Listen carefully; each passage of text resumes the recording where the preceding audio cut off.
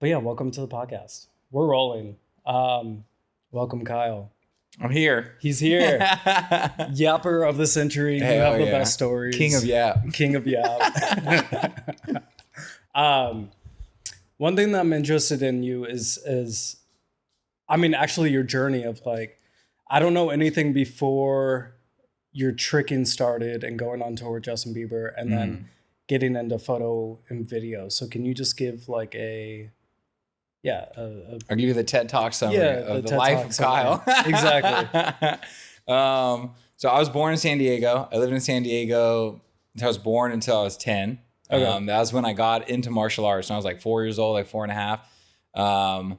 I saw like Power Rangers and Ninja Turtles, and I told my dad, I'm like, I want to do that. And my dad's like, well, they're doing martial arts. And I'm like, well, I want to do martial arts. And he's like, all right, well, you got to go to like a karate school. I'm like, okay. So they found like this place. It's called TAK, Traditional American Karate. It was a mix of like Taekwondo and like American Kempo and some other stuff. But I did that from like 4.5 to 10. I got like my black belt there. And then we moved to Sacramento.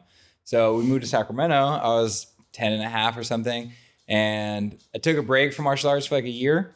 And then I was like, well, I kind of want to get back into it. It's like my thing. And then we found like a school. And this school was more of like a fighting school. So this was more like kickboxing, jiu-jitsu, self-defense. Like they did like forms and stuff too. But it was definitely more like fighting focused over the other school, which was more forms. What do you mean? Forms is like you like routines. So like you do like your like routines, blah blah blah. You have like you bow, you do like your choreography basically, and then like you end. It's like little sets of choreographed movements and stuff. So I went to the new school, and then when we were there, it was 2003. I went to my first like national karate tournament on this circuit called NASCA, North American Sport Karate Association, and I went there and I saw people doing like extreme forms, which is like the more traditional like forms, but mixed with like kicking and flipping and twisting and stuff. And I went to there, I saw that shit and I was like, yo, mom. I was like, I need to do that. I was like, and that's what about tight. it? What about it just like caught your interest? I don't know. It's just like dynamic. It was just like, it was, I don't know. I feel like my brain has always, ever since I was younger, been very geared towards like dynamic visual stuff. Like originally I was going to be like an aerospace engineer, which we'll get to. That was going to be like my goal before I moved to LA. And like, I don't know, just like rockets taking off and just like, I don't know, things in the air and just like flying around like I like, So like when I saw human beings like kicking and flipping and twisting in the air, I was like, yo, this shit is tight. I was like, I need to do this. So then I told my mom, and then my mom, we found a school nearby that had, this guy that was teaching there, his name is Anthony Atkins. He's like a legend in like the sport martial arts scene, OG. And we found him, and he was an instructor. So I started going there and like started learning like the more like extreme forms and like the creative forms type of process. And inside of that realm, there's something very specific called martial arts tricking. That's like the flipping and twisting aspect of it. And that's when I started training that a little bit more in Sacramento. So I started training that. How old were you again? I'm sorry. So I'm like, I don't know, bro, 11 or 12 at this time. And then I go back to compete 2004, and I compete, and I'm actually like throwing some tricks and stuff. And then I meet my best friend now. His name's Rudy Raynon. And Rudy was like, bro, in my division, Rudy was the go, bro. Ain't nobody fucking with Rudy. Like at that time, like it was pointless to try to win first place. Rudy's winning first, bro. Like it just kind of is what it is. But we met each other and like started hanging out just a little bit. And then like my mom talked to his mom, and then we found out that they lived in Elk Grove, which was like in like South Sacramento. There. And I lived in like Rancho Cordova, which is East Sacramento.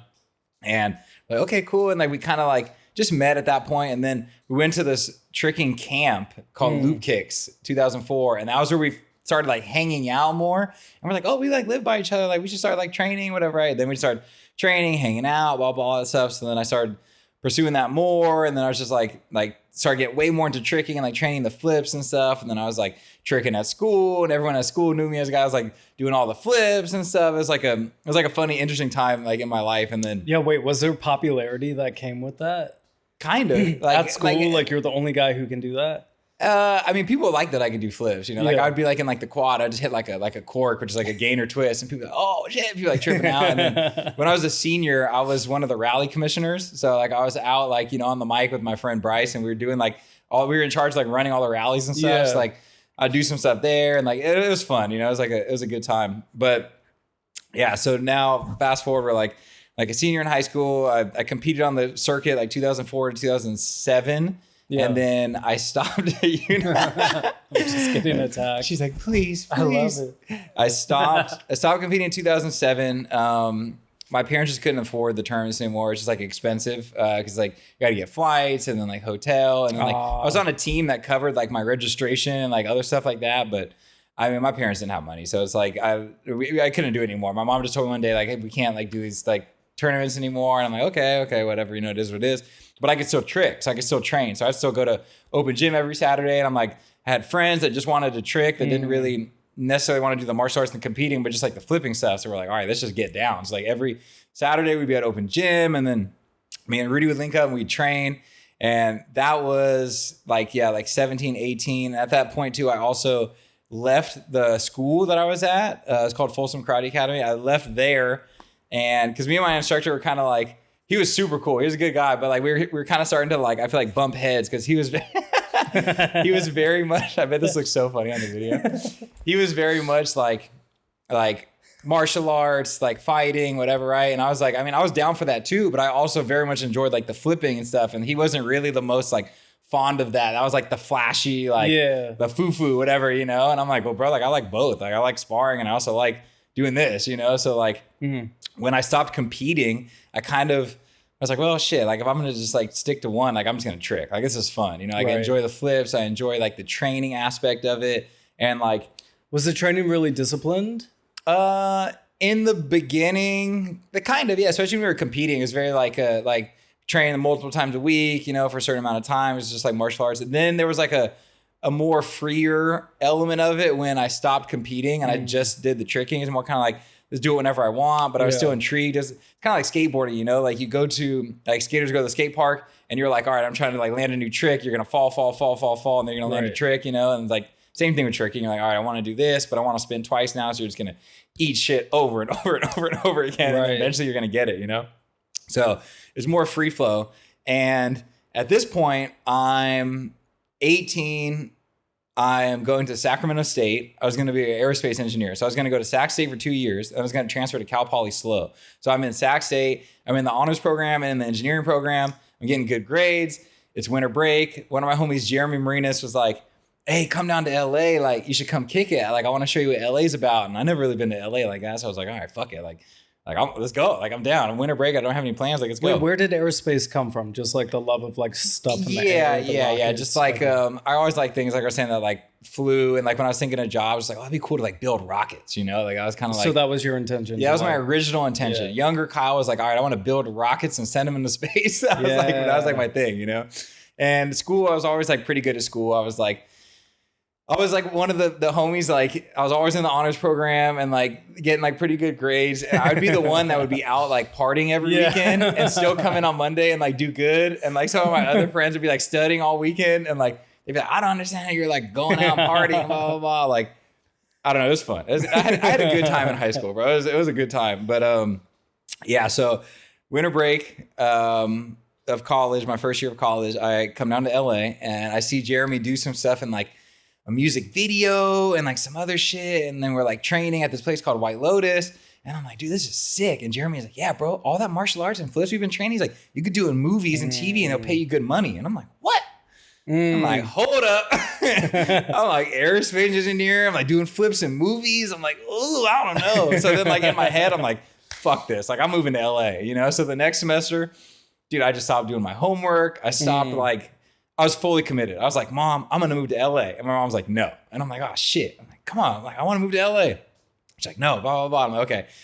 Took me like 3 months. I just kept bugging her. Like, I don't know, like every day, every other day. Like I was just persistent. I was like, yo, like I'm moving to LA, you know? And she's like, no, you're not. And I'm like, oh. And at But, that like, time, were the dreams of aerospace like? yeah. It's They like, were, okay, like, my that's- parents are like, well, you're in the honors program at college. You're getting good grades. You're for sure going to transfer to Cal Poly SLO. You're going to, like, my future, if I wanted to be an aerospace engineer, was fine. There would have been no issue with that. Like, that Yeah. for sure could have happened, you know? So my parents are like, oh, this is like a stable thing, whatever. And I'm telling them I want to move to LA and do flips in the entertainment business. Yeah. And they're like, what the fuck? You Right. know? So I'm not doing my homework. I'm kind of giving up. I'm starting to train a little bit harder. I'm like, all right, I'm like gearing up for this, you know? And now that I'm older, I see why my mom held off. And when I was younger, I'm just like, let me go, you know? She waited for it to like go from a want to a need, you know? And I feel like as soon as she saw that like I needed it, then it was like, okay, I'm going to do whatever I have to make it happen. Cause like sometimes people are like, oh, I just want to do that. Then they get tossed into like the fire and it's like, well, maybe I don't want it, you know? Yeah, but like right. if you need something, like you're going to do whatever you got to do. So like I see now, like she waited for like my eyes to be like, I need this, you know? And then Yeah. once it's like, okay, I need it. Then she was like, okay, fine. Have you had that conversation with her? Or is that Not more just specifically. something That's just like I feel like what I okay. deduce. Yeah. Yeah. Like I just kind of like realized it as I got older. Like Yeah. when I'm looking back on that moment, I'm like, okay, I see. Because like at first it's like, I want to move to LA, and it's like, okay, like do you really want to move to LA, or you just saw something one time and now you're like, I want to go, you know? And like I feel like like she just saw that. That's what I really like. I needed to do this. I'm like, I need to do this, and it's like if I'm gonna do it, like let's do it now when I'm young, you know, Right. instead of trying to do this like later on or something, you know. So yeah, and then.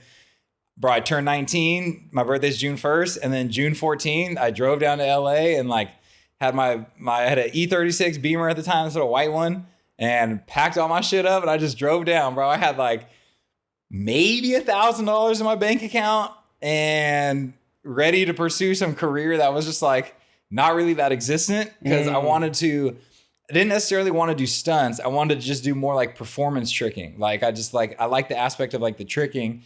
And I still enjoyed martial arts, but like I didn't really want to do martial arts as my job. I just wanted to more just flip. I was like, the flipping shit is tight. Like that's what I want to do. So moved down. I stayed on my homie's floor. This guy, his name was Tyler. We called him Santos. And I stayed on his floor for like 3 months on like a blow up mattress. And like, I don't know, I was paying him like $200 or something a month for like rent. And bro, this guy would put his AC at like 56. Oh, that's my favorite person. For real? Yeah, dude. Bro.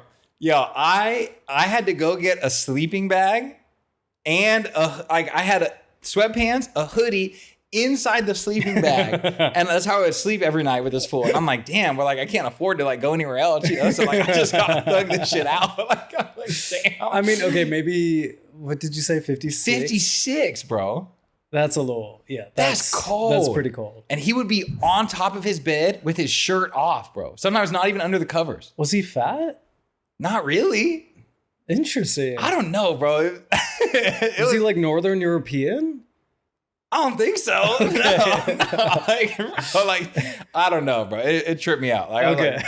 I don't know. But I was with him for like 3 months, and then me and 3 of my friends, towards the end of that year, we got a 2-bedroom apartment where we just shared a room each. Like me and Rudy had a room, and then as my homie Danny and Guy had another room. And it's crazy because in this apartment complex, it was like we had an apartment. We had friends upstairs that were like kind of like a 4-unit too that had an apartment. We had our other friend Matt and Nikki that had an apartment. And then our other friends, Jeremy, and I think he was with Christina, this girl Christina at the time, they had another apartment. And we were all in the same small apartment complex. So it was funny. It was like we had like that little like complex together. Yeah. And then, dude, yeah, that first year of living in LA, it was like all we did was like smoke weed, train, play video games. That was like the shit. It was like, what are we doing today? We're getting high, we're playing zombies, and we're going to train. Like that was it. Like always training every day. Like we're committed to the training part at least, you know. But like in the beginning, it's like you're not getting that many auditions, that many jobs. Like you're just starting, you know. So like we had like a little extra time. Like at that point, like Danny and Anise were like getting more jobs than like I would say the rest of us. But yeah, like for me, Rudy, and like a bunch of other homies, it's like our fresh start. So it was like just starting. So dude, we were just getting high, just fucking training and like playing video games. That was basically it, bro. Like looking back on it is so funny. And like I had so many like interesting experiences like during that time that I don't know. It's just a weird point in my life. That was like when I started at that same time too. Like I used to make beats. Like Rudy's a really dope producer, and I got into making beats because of Rudy. And then we did some music videos with Chris Brown, and he would come to the gym and we teach him how to flip because like he was close to our friend Guy. So we teach him how to do like flips and stuff. And then we did some music videos with him. And then I started hanging out with him more. And then he liked my beats, and he was like, "Oh, these beats are sick." Chris I was Brown? like, yeah, I was showing him my beats. And this all kind of happened because at this time we were like, I'm trying to even remember how this happened. Oh, I remember. So we did some job, and then we were like smoking. And at this time, this was back when you had to have like your medical recreation, your rec card. Yeah. So, and I was one of the only homies in the friend group that had a card. I went and got my cannabis card. So I remember saying like, "Oh, what was bro, your excuse?" It's just like my body from like flipping to do martial arts and stuff, something like that. Yeah. But I was like, yo, I remember I told him one time, like, bro, I could get you the best weed you ever got. And he was like, for real? And I was like, yeah, all right. And like, come through one time. I'm like, all right. So it was one day, me and Rudy are chilling, and he had my number this time, and he hit me up, and he's like, yo, like come through to the rehearsal. I'm like, all right, bet. So like, I go to the cannabis club. I'm like, I need the best weed that you got, bro. I'm like, I need the grade AAA top shelf, whatever the most expensive shit you got is. I need this, you know? So like, we rolled up like 2 blunts. Remember, we go there, and then we go outside, and we're in my car, my little Beamer, and it's like me, Chris, my homie Rudy, and we're like smoking.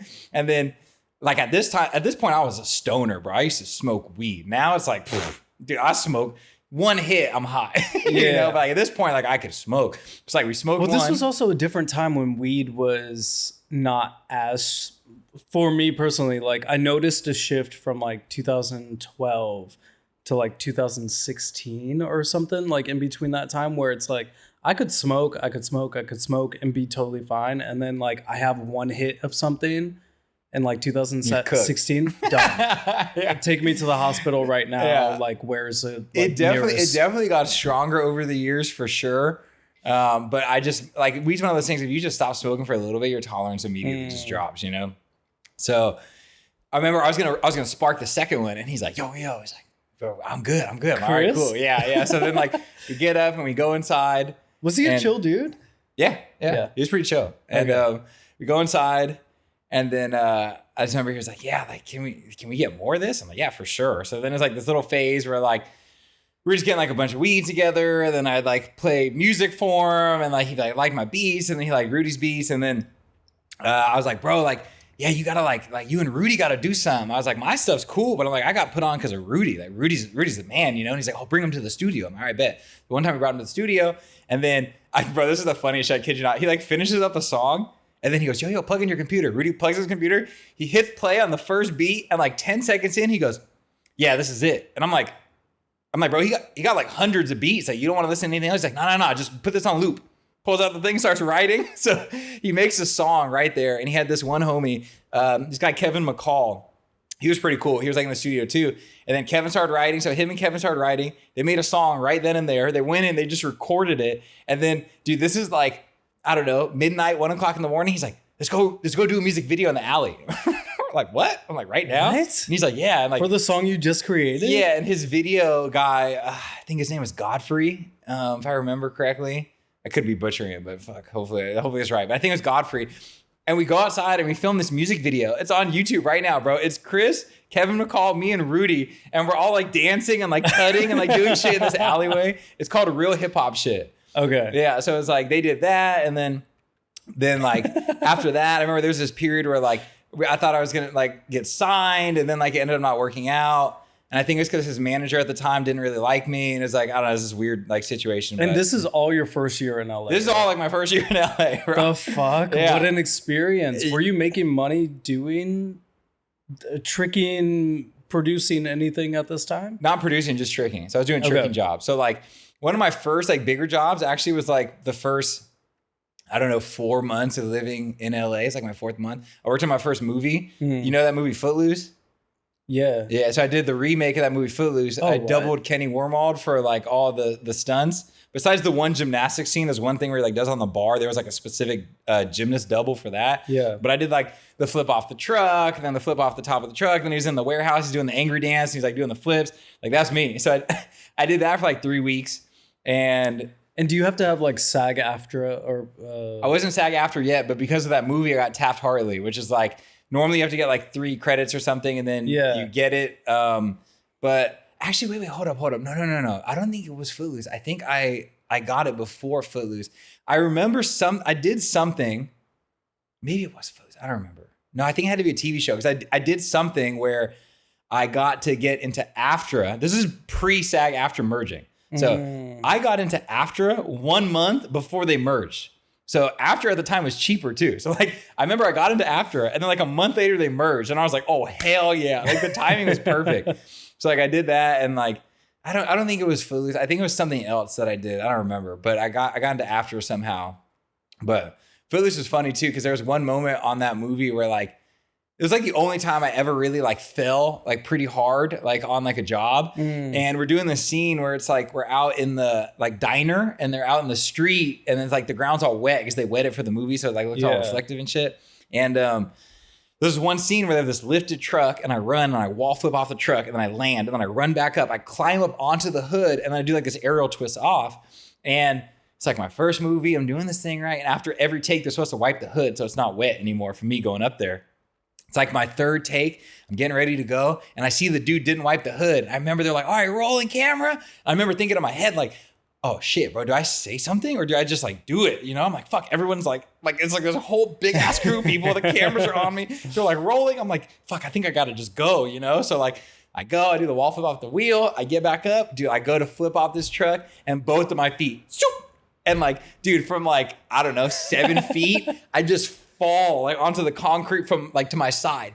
Boom. I remember I hit the ground and it was like, everyone's like, oh, you could hear like the gas, you know, like, oh, like a noise, you know, like in Wii Bowling when they all go, oh, make a noise. It was like that. Like everybody's like, oh.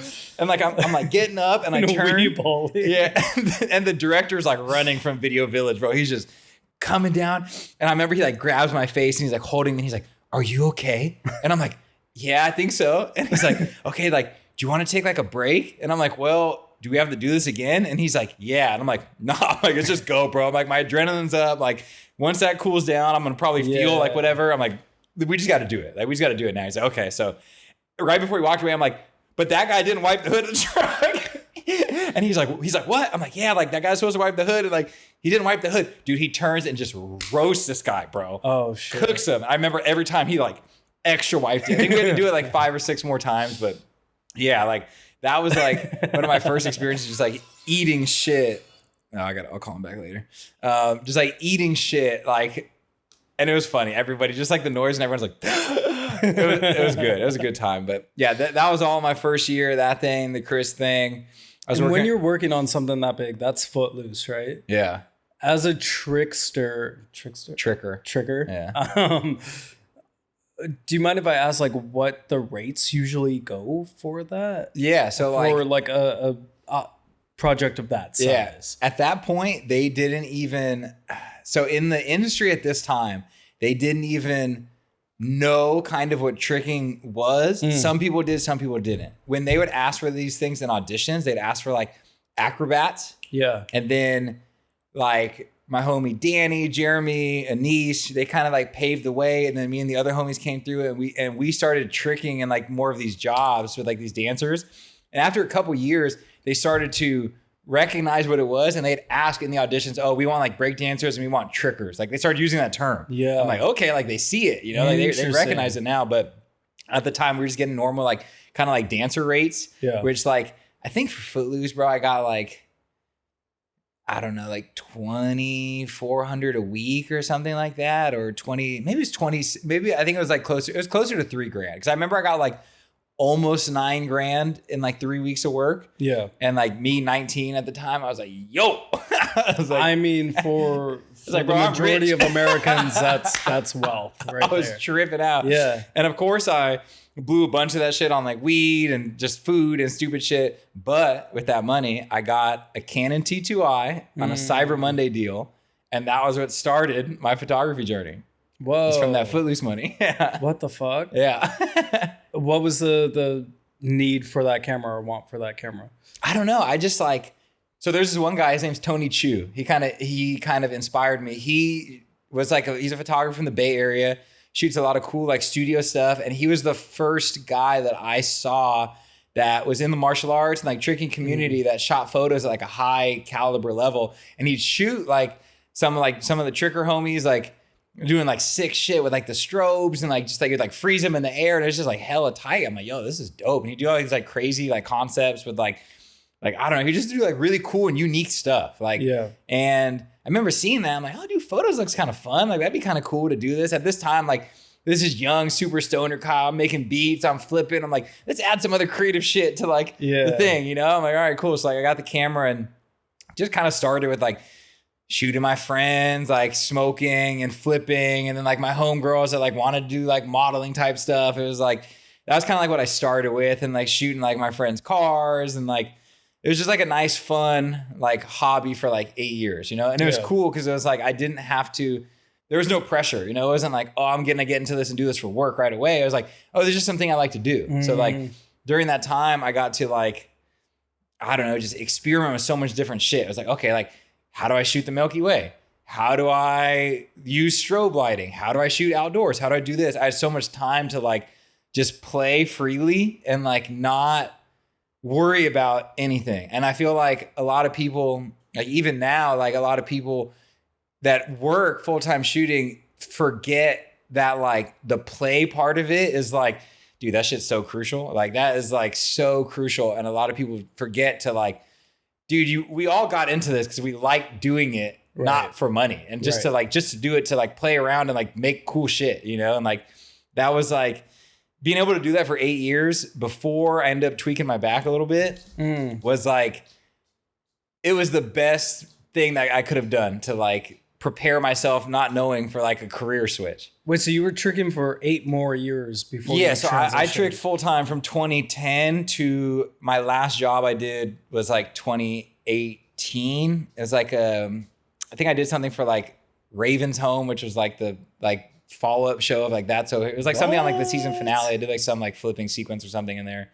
But yeah, like my back was a little beat up after I did the tour, because that tour was 2016, 2017. Okay. And what tour was that? That was Purpose Tour with Justin Bieber. Okay. So that was that experience? That was sick. That was like one of my favorite jobs. So like I did a lot of cool jobs. I would say one of the other like notable jobs that I really like showing people the scenes from is I did a movie in China for like 5 weeks. And it was this like action movie, and it was this like really like apparently legendary Chinese director, and like, you know, I don't know, but I'm out there and I'm doubling the lead guy. His name's Jackie, not Jackie Chan. His name's Jackie. And we're doing the scene where I'm fighting all these dudes in this like little narrow, like kind of not hallway, but this like, I don't even know how to explain it, bro. I just have to show you, and like I don't know what it is, like a corridor type thing, but it's like slightly elevated and it's like really hard and like kind of narrow. And I remember the day before, we were supposed to do that in like 2 days, right? This whole filming process. And Jackie got hit with a fake spear and had to get stitches. So like they couldn't shoot with him for a couple of days. And they're like, well, Jackie can't shoot for a couple of days. Like, let's do all of Kyle's stuff tomorrow. And I'm like, what the fuck, bro? Like, so dude, to this day, it was like one of the roughest days, bro. It was insane. And the day before too, they were like, oh, he was originally wearing a hood. And they were like, oh, the director had Jackie take the hood off in the last scene. They're like, so can we shave your head? And I'm like, you could do, because this is non-union. I'm out in China. It's like not SAG after. So I'm like, you could do it for like union rate, which like at the time, I think it was like, I don't know, like 2,000 or like $2,500 to shave your head or something. And they're like, okay, we'll do a bald cap instead. You just have to come in earlier. I'm like, okay, bet. So like I came in at like, I don't know, 5 in the morning or something. So like we could get this bald cap. It took like 3 hours in hair and makeup. They had the bald cap on me. And finally I'm like ready to go. And the one other thing that cooked me too is before I went out there, they asked me, do you have any like requirements? Is there anything that you want? And I'm like, just light apparel, light shoes, light apparel. So I could move like pretty well. And that's it. Bro, I get there, I'm in like military boots, this heavy ass like robe kind of thing. And I'm like, yo, like you guys don't got like a lighter version, something that looks just like this, but lighter. And they're like, oh no, it's like some wardrobe person that's like a very like, I don't know, like legendary, like Chinese wardrobe person too. Like this is what it is. I'm like, all right, well, fuck, you know, it is what it is. But so I fast forward, you know, like I get out of hair and makeup, I have my bald cap on, I'm ready to go. Bro, it's like just me filming. Well, I'm obviously with the people that are like I'm fighting against, but like I'm the main person on camera from, I don't know, 8:30 in the morning till like fucking 11 o'clock at night or like 10 o'clock at night with like a 1 hour lunch break.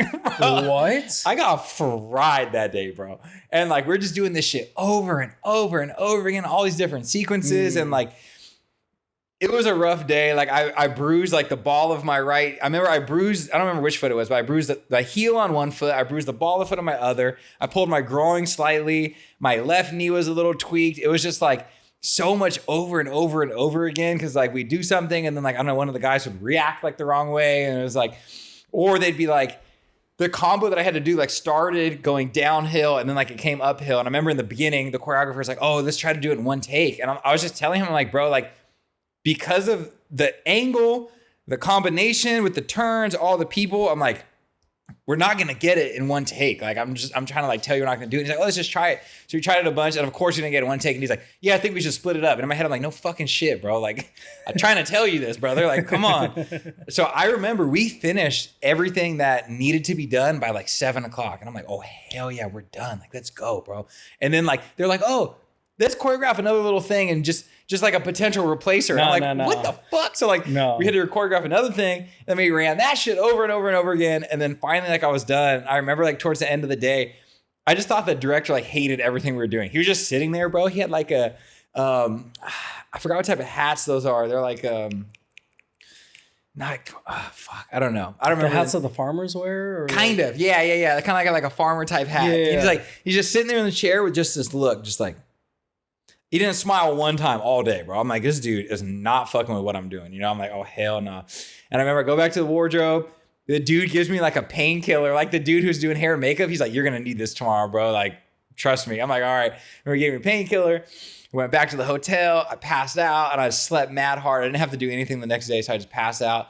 And I woke up and I remember in the morning, I forgot that like my feet were kind of fucked up and I swung out of bed. And I went to stand up and I just like fell over. I was like, oh, I was like, damn, my feet are sore. You know, I was like, what the fuck? And then it was like 3 days later, I was doing mocap and I have like the suit on with all the balls and stuff, you know?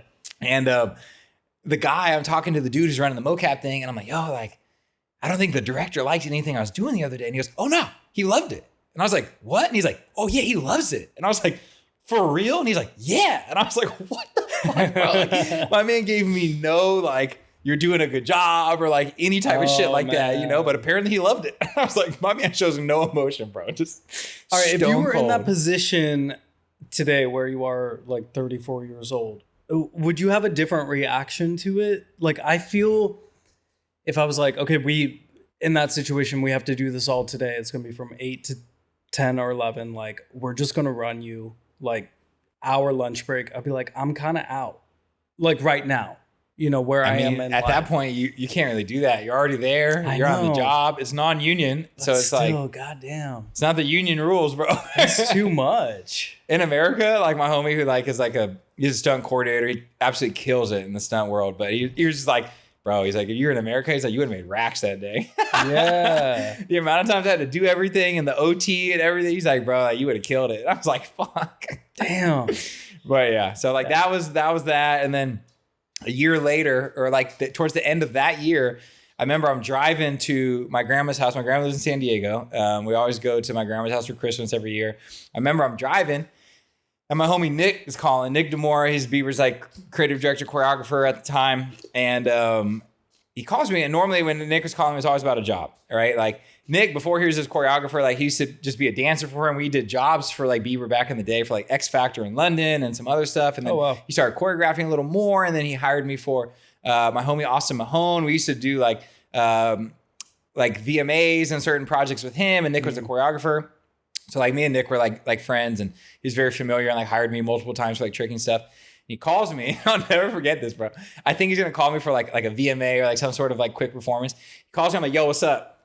Opens the conversation with, what are you doing for the next 2 years? I was like, bro, I don't know what I'm doing next week, bro. Like, what do you mean? He's like, you want to go on tour? And I'm like, yeah. He's like, with Justin Bieber. And I'm like, yeah. And he's like, all right, cool. Who do you want to be your opposite? And I'm like, Rudy. And he's like, all right, sick. I'm gonna call Rudy. I'm like, all right, bet. We just hung up. And I was like, what the fuck? I'm like, I'm in the car with my parents. And they were like, what was that? And I was like, apparently I'm going on tour with Justin Bieber for 2 years. they were like, what? And it was sick because like, you know, I was like, I want Rudy. Like, that's like my best friend. So then like me and Rudy like did the tour together as like opposites for like tricking. And like, it was cool because at that time, like there were some other homies that like did a little tour for Glee as like trickers. And then one of my other homies, Luke, he did a tour with Britney Spears, but he was hired as a dancer that also did tricks. This was the first time that like anyone got hired as just tricking. Like we got hired just as trickers to go on tour. So like it was cool. So like shout out to Nick for like making that happen. But like that was like, it was kind of hype. We're like, bro, we're like first ones to do like a world tour with an artist like that. It was like just tricking, like let's get it, you know? So like it was kind of like a hype like experience, like, oh, let's go. And like in the beginning of the tour, I remember I tweaked my back a little bit at rehearsal. We were doing like our last kind of stage rehearsals and I tweaked my back. And before the tour started, we were going to go to Oregon and do a couple more stage rehearsals before the first show. They did a performance in London, I think. And I remember I tweaked my back in rehearsal. We were doing something. And the crazy thing was even like doing a flip. I was like sliding down this like ramp and I just like stood up and I felt it go. And I was like, oh, hell no. I was like, what the fuck?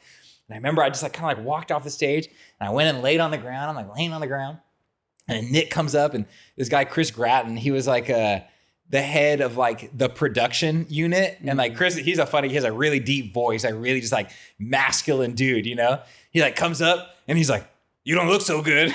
And I'm looking down, I'm like, yeah, I think I tweaked my back. He's like, you're turning all white. And I'm like, shit. I'm like, yeah, I think my back's a little tweaked. And he's like, all right. And I kind of like get up and they like help me get over to the couch. And they're like, well, what do we want to do? And I'm like, well, like, I don't think I should go to London. I'm like, I'm just going to chill for a week while you guys do that. And then I think I'll meet up in Oregon. Okay, cool. So I chilled for a week, ice, did all like the little things I could do, stretching, little exercises and stuff. Yeah. And then I just met up with them in Oregon. So like I kind of had like a little tweak going into it. And then it was manageable at the time. Like I was doing it and like some shows would hurt, some shows wouldn't. I was like, it was okay. It was okay. It wasn't like too bad. I could push through it, you know? And there was a couple shows. This is where like the photo stuff starts kicking a little bit. There was a couple shows where my back was bothering me. And I was like, Nick, I don't think I could do the show tonight. He's like, oh, that's fine. I was like, okay. He's like, Rudy would just, where we were like doing things where we'd be like this, like the one person would just take the middle, you know? Yeah. So Rudy would do it and take the middle. And I'm like, well, like, can I take some photos? Like, I can't do the show, but like, can I take some photos? And he's like, yeah, ask Gratton. Chris, can I do the show? He's like, yeah, I don't go fuck. I'm like, all right, cool. So like, Damn. Some of my first like bigger artist photos are Justin Bieber on Purpose Tour. What the fuck? Yeah. So like, I got these like crazy photos. Like I had this one really sick photo to this day. I love it. He's like airborne. It's from behind him and he's jumping and he's wearing like the signature Purpose Tour jacket. And it has like the logo on the back and he's like flying. There's like some mist and the lights like hitting him. It's super tight. Wow. That was like one of my first like epic like artist photos. Whoa. Yeah. So basically did a couple shows where I got to shoot because like my back was really bothering me. And then there were some shows that I had to do solo where Rudy slid on the stage and there was like, so there's these lifts, they call them toasters, right? And they were really fun. Where like pop you up. Pops you up. Yeah. So like sometimes it would be like not like perfectly even. And in Sorry at the end of the performance, there's a big like slip and slide type situation and like rain, they'd have water come from the top and we'd do like the thing in the water, you know? And Rudy went sliding one performance and the stage was a little uneven and he hit his knee and it like split his knee. Fuck. Nope. So he couldn't do like 7 shows. So then the shows that I couldn't do where he'd be in the middle, then now it's my turn. I'd do it in the middle. And like, I was just talking to Jones the other day when we were doing Stagecoach. We were talking about like tour stuff and I was like, dude, it was really crazy. Some of the moments where it would be just me on the stage doing this like one thing right in the middle of like 70,000 people. And I'm like, all these people are looking at me. I'm like, dude, I can't fall. I got to hit this, you know? And it's like, right. It was so crazy just like hitting a trick and landing and just like 70,000 people being like, oh, you know, I was like, this is wild. Yeah. What the hell is that feeling like? It was tight. It was like, I got like the feeling of like, you know what the artist probably feels, you know, when they come out, like not at the same caliber, but like basically like I'd do my thing, I'd hit my landing, whop, whop, and like everybody's screaming. And I'm like, yo, everyone's just staring at me. I'm like, this is tight. And I'm like slide off stage, you know? Like, so that was cool. Like that was definitely like a fun and like cool experience, but like getting those shots. And then also like I brought my camera around and I was just shooting like all over the world. We'd go to all these places I never thought it'd be my entire life, like Mumbai and like Amsterdam and like Paris and all these really cool spots. And like, I don't know, like I just started shooting more and I started like enjoying it. And I was just like, yo, this is like sick, you know? And I wish I didn't do it the best.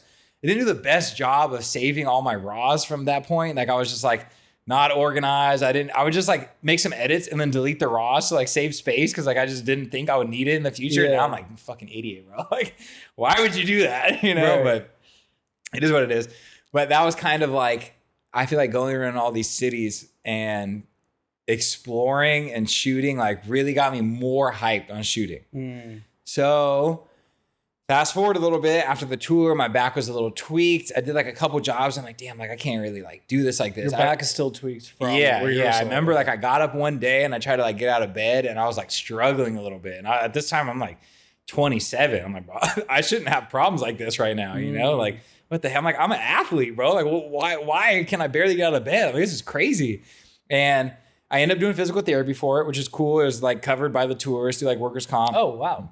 Because like since the original injury like happened there, so like that was cool. Like, I'm sure they probably weren't stoked about it, but like, you know, like it was nice on my end. You know, I got covered. So I did that for like 5-6 months. And I remember my chiropractor, the physical therapist guy, Dr. Sam, he was really cool. I remember on like the first week, I told him the whole story and I tweaked in the beginning. I did whole tour and some shows I couldn't do it, but like I just kind of managed it, you know, as I went. And I got an MRI and he looks at my back and he's like, bro, he's like, you have like a 6 millimeter and an 8 millimeter bulge in your disc. And I was like, so? And he's like, most people complain about walking, like let alone flipping. And I'm like, well, bro, I had a once in a lifetime opportunity. Like I was doing it no matter what, bro. Right. I was like, I don't give a fuck, bro. Like I'm doing it, you know? So did physical therapy for like 5-6 months.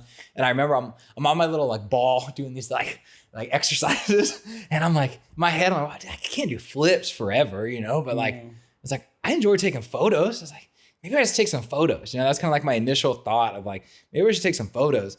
And during this time, it's kind of towards the end of 2018, I met my homie Phil, who runs an agency called Lens Media House. It's called Campus Lens at the time. Also, can I just say, can I go back really quick? Just like how cool it is. You know me? Oh, yeah, bro. So pause me when you need to pause me, you know? I feel like I have to be like, hold on really quick. How cool it is for you just to be, you know, 4 years old watching Power Rangers or Mutant Ninja Turtles. Yeah, Ninja Turtle, whatever. Yeah. And be like, oh shit, I want to do that. And then fast forward 20 years, 18 years, and you're in LA doing that. Yeah. And then a couple more years later, you're fucking going with the biggest male pop star at the time. Yeah, at that time, he was crazy big. Yeah. Would you ever get recognized like on the streets or something? Like, oh my God, I saw by the fans? Yeah. For sure. Yeah. Dude, at this time, like all the dancers, all of us, dude, we had like multiple fan page accounts. What? Like the dancers and like the triggers. Dude, I had Are they still up? Maybe, online? I don't know. It'd be hard for me to find, but like, yeah, I had like, I don't know, like 3-4 fan pages. Yeah, it's crazy, bro. Whoa. And like, there would be times where like, we'd be out in the city and like all the fans know we're in the city and you'd be like walking to go get food and you turn around and there'd be like a group of people following you. Right. And like, it's like little girls or something, you know, and it's like, you'd go like a little bit more and you turn around and they'd like try not to pay attention or whatever, right? And you just be like, yo, you guys can come here. And they come like, oh, like, can we get a picture? Like, sure, they take a picture or whatever, right? Like, it was like really funny, but that was always like the funniest thing is like getting followed. What a cool experience. Yeah. I mean, not, I mean, it's kind of stalking at that point, but like, what an interesting experience to have that like could be kind of cool. Yeah. It was fun. It was cool. It was like an interesting time. They were all like really like supportive and really nice and stuff. And like, there was just certain times where I remember, I'm pretty sure we were in Tel Aviv and it was like the night before the show. It's like 3 o'clock in the morning, bro. There's like 400, 500 fans outside the hotel singing Baby at the top of their lungs. And I'm like, bro, shut up. Like, what the fuck? I remember I posted on my story. I'm like, hey, really appreciate the love. We all really appreciate it. But like, go home, get some rest. We're trying to get some rest so we could perform for you guys tomorrow, blah, blah. Dude, I got lit up, bro. I had all these DMs from people coming, oh, you shouldn't shame them. Like, he hasn't been to there for like years. Like, they're just really happy, all this stuff. And I'm like, I get it, but like it's 3 a.m. and I'm trying to sleep and I hear baby. I'm like, fuck, bro. Like, yeah, definitely seeing the hyper fixation of like some of these fans makes me never want to be famous, bro. I would never in my life want to be famous. Hell no. Did you ever have an attraction to it at some point in your life? Nah, not really. No. Like, I mean, like I was like more open to it. I feel like when I first started tricking, I was like, oh, it'd be cool to like blow up like tricking. But like, the more I was hanging out with celebrities and like being around celebrities and seeing what comes with it, like watching people like literally change up like in front of you, like people like start acting different because they're around somebody, and then just seeing fans how crazy they are.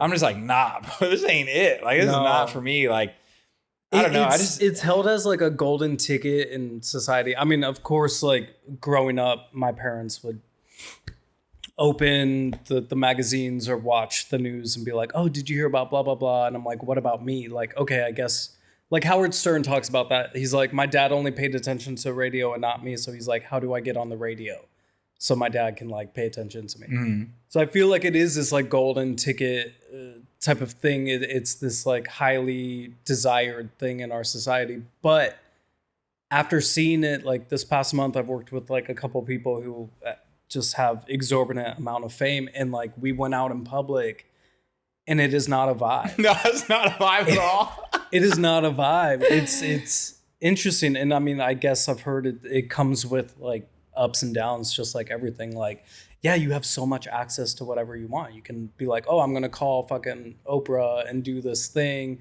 or call whoever, you know, an entrepreneur of some sort and have them make this idea that I have in my mind. There's access to a lot, but then there's such a negative thing that comes with it as well. For sure. And I think a lot of people, especially people that are like, I don't know, maybe from like smaller towns or like don't really get to be around that stuff. I don't even think they think about that, bro. Like, I don't even think it's in their mind. It's like fame is just like all positive, you know? Like, some people I think have like common sense and they could think about, oh yeah, like, but I think a lot of people are just like, oh, like I want to blow up. I'm trying to get clout. I'm trying to get this. I'm like, dude, it's not really the vibe. The real vibe is to be rich and unknown. That's peak vibe. Yeah. If you could be wealthy and completely just like unknown to the public, just have your core friends and family you like, that's it, bro. That's like, that's the real and it's like with what we do, like we kind of will, as you climb the ladder of like photography or video or something, you will get some notoriety. It's just part of it. Even if you don't want it, it's like going to be part of it no matter what. Right. But not everybody knows you.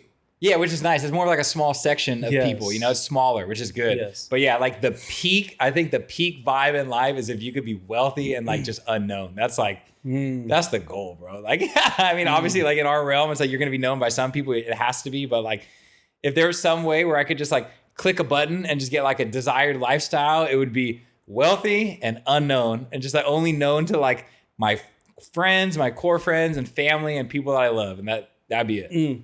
That'd be it.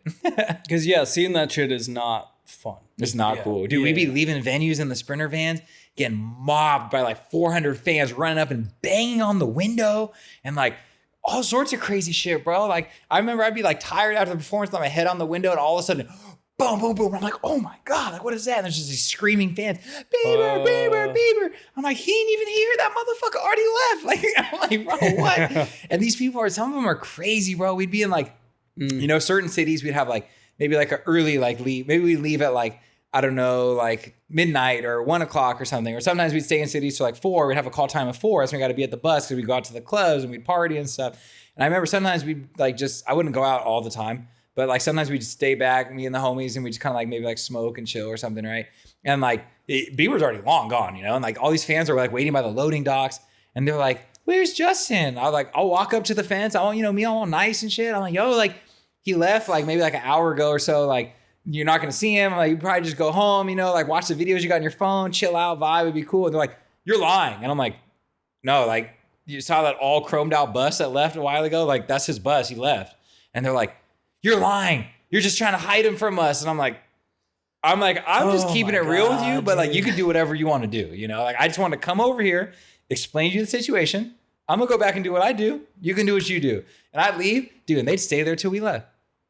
And I'm like, bro, you could have been home hours ago. Like, just chilling, you know, comfy. It's like cold outside. You're just out here just like fucking shivering. And it's like. Did you ever go to Japan or South Korea? Tokyo. I feel like those fans are some of the most dedicated. I don't know if you experienced that, but yeah. In Tokyo, I feel like I saw it, but I think the craziest that I saw was Tel Aviv, and what festival was it? We did a festival in Europe one time, and it was just like crazy fans. I think even in like Mumbai too, the fans were pretty crazy too. Yeah, that makes sense. Yeah, I think like Tel Aviv and Mumbai, and then there was one festival in Europe. I forgot which one it was that we did where fans were wilding out. Yeah. And so this one specifically, I have a funny moment from that because I always loved like, you know me, I like pranks and like doing like funny stuff. So there was one time where we were doing like a little rehearsal on stage, and they were just choreographing the dancers, like me and Rudy, and then the two B-boys at the time. It was originally my homie Luigi and Kid David. And then the second year, Kid David didn't want to do the tour, so he left. And then the homie Keebs came in. So I think for this one, we were already on the second year, and it's Luigi and Keebs. So me, Luigi, Keebs, and Rudy didn't have nothing to do while they were doing the dancers on the stage. And they were about to open the gates for the venue to let people run in. So all GA is going to run and try to get to the front, you know? So I'm like, fuck it, I'm gonna go. So I went and I like got in the front with all the people, and like they open the gates and I come running in with everyone, like with my hands up all crazy, and like all the like homies are on stage like rehearsing, just watching everyone kind of run in. And then as they like start to notice me, like everyone just starts losing it, bro. All the dancers, like the choreographer, like everyone just breaks down just laughing because I'm just running in with my hands up in front of this whole crowd of people. It was so funny. I used to love doing shit like that, bro. Yeah. We'd like open the window on the bus and I'd stick my hand out and wave, and like my homie Luigi would play these like sound clips on the speaker of Bieber saying like I love my fans and stuff like that, and I'd wave my hand and they'd freak out, bro. They'd be like, ah, like going crazy. And we'd also too like we'd be in like the loading dock, especially when it was lower. If it was like a lower loading dock and they'd be up a little higher on the fence, me and Bieber were like the same like body proportions. We're like the same like body height and stuff. So what we'd do is we'd get out of the bus and I'd be with like David and Luigi, and they'd put like a blanket over me, and we'd step out of the bus and they'd all start freaking out. I'd just like wave with the blanket over me, and they'd rush me into the venue. Bro, it was so funny, bro.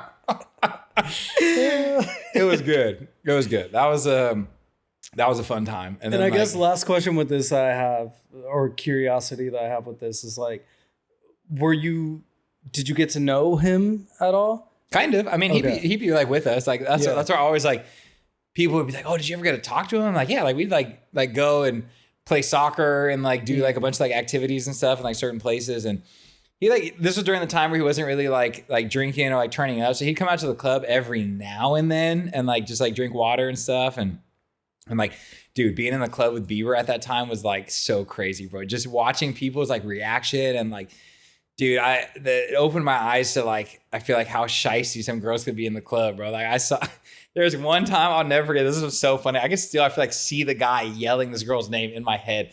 We have our section, right? The VIP by the booth. And then this chick like gets in somehow past security and like just leaves her boyfriend. And he's like, the security guard's like holding him back. And she comes into our section and like, she's kind of like dancing, doing her thing. And I'm watching this dude like, I don't remember what her name was. I couldn't remember. He was just screaming. And like, she was just pretending not to hear, just in the section for like a couple minutes. And then like, she's like trying to like weasel her way like closer to Bieber. I remember it was like me. And then I think it was like Blaze and Bieber and then like Mike Hill. And we're kind of all in this like little corner. And I see her trying to like weasel her way like over. And like, as she gets like almost close to me, I'm like, nah. And she's like, what? I'm like, I saw you. Like, I saw you sneak in, blah, blah, something. I basically like stop her. I'm like, you're not getting any closer to him. And then she's like, like I could tell like in her face, she was like upset, you know? So then she turns around, goes back to her boyfriend. I could tell he's like, what the fuck? She like walks off. And I'm like, bro, she fully just left this dude. Like just snuck right past the security guard, just left him. I'm like, that's crazy. And I saw multiple instances like that, bro. The club is a grimy place, bro. I don't go to clubs. Yeah, that's not my vibe. Like that's not my I've never been a club person. I only go if it's like work thing and we're like there because it's like after work or it's like a work time situation, you know. That's like the only time they catch me there. But it was fun on tour. I would say it was fun on tour because it was like, I mean, we were basically go to all these different cities clubs too. And and we were basically like we were basically celebrities at that point. Like we'd go in, he wouldn't be with us, but it didn't matter because the DJ's like, got Justin Bieber's crew in the building, and like everybody's just staring at you. And like, dude, I was using my my clout at that time for sure, bro. Like I'd just be like walking up and like I'd like see a chick that I liked, and like, you come here, tell us security guard, hey, let her in. Like, bro, it was good times. It was like a wild job for like a year and a half. Damn.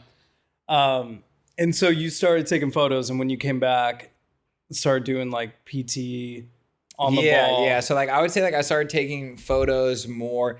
I had like there was one moment on the European portion of tour where like I had it was like mid-20s Kyle was definitely down with the psychedelics. Like that was like my vibe. So like I may or may not have had my hands on a little bit of LSD when I was in Europe. So we would be in these different cities on these like off days when we weren't working, we weren't on the clock.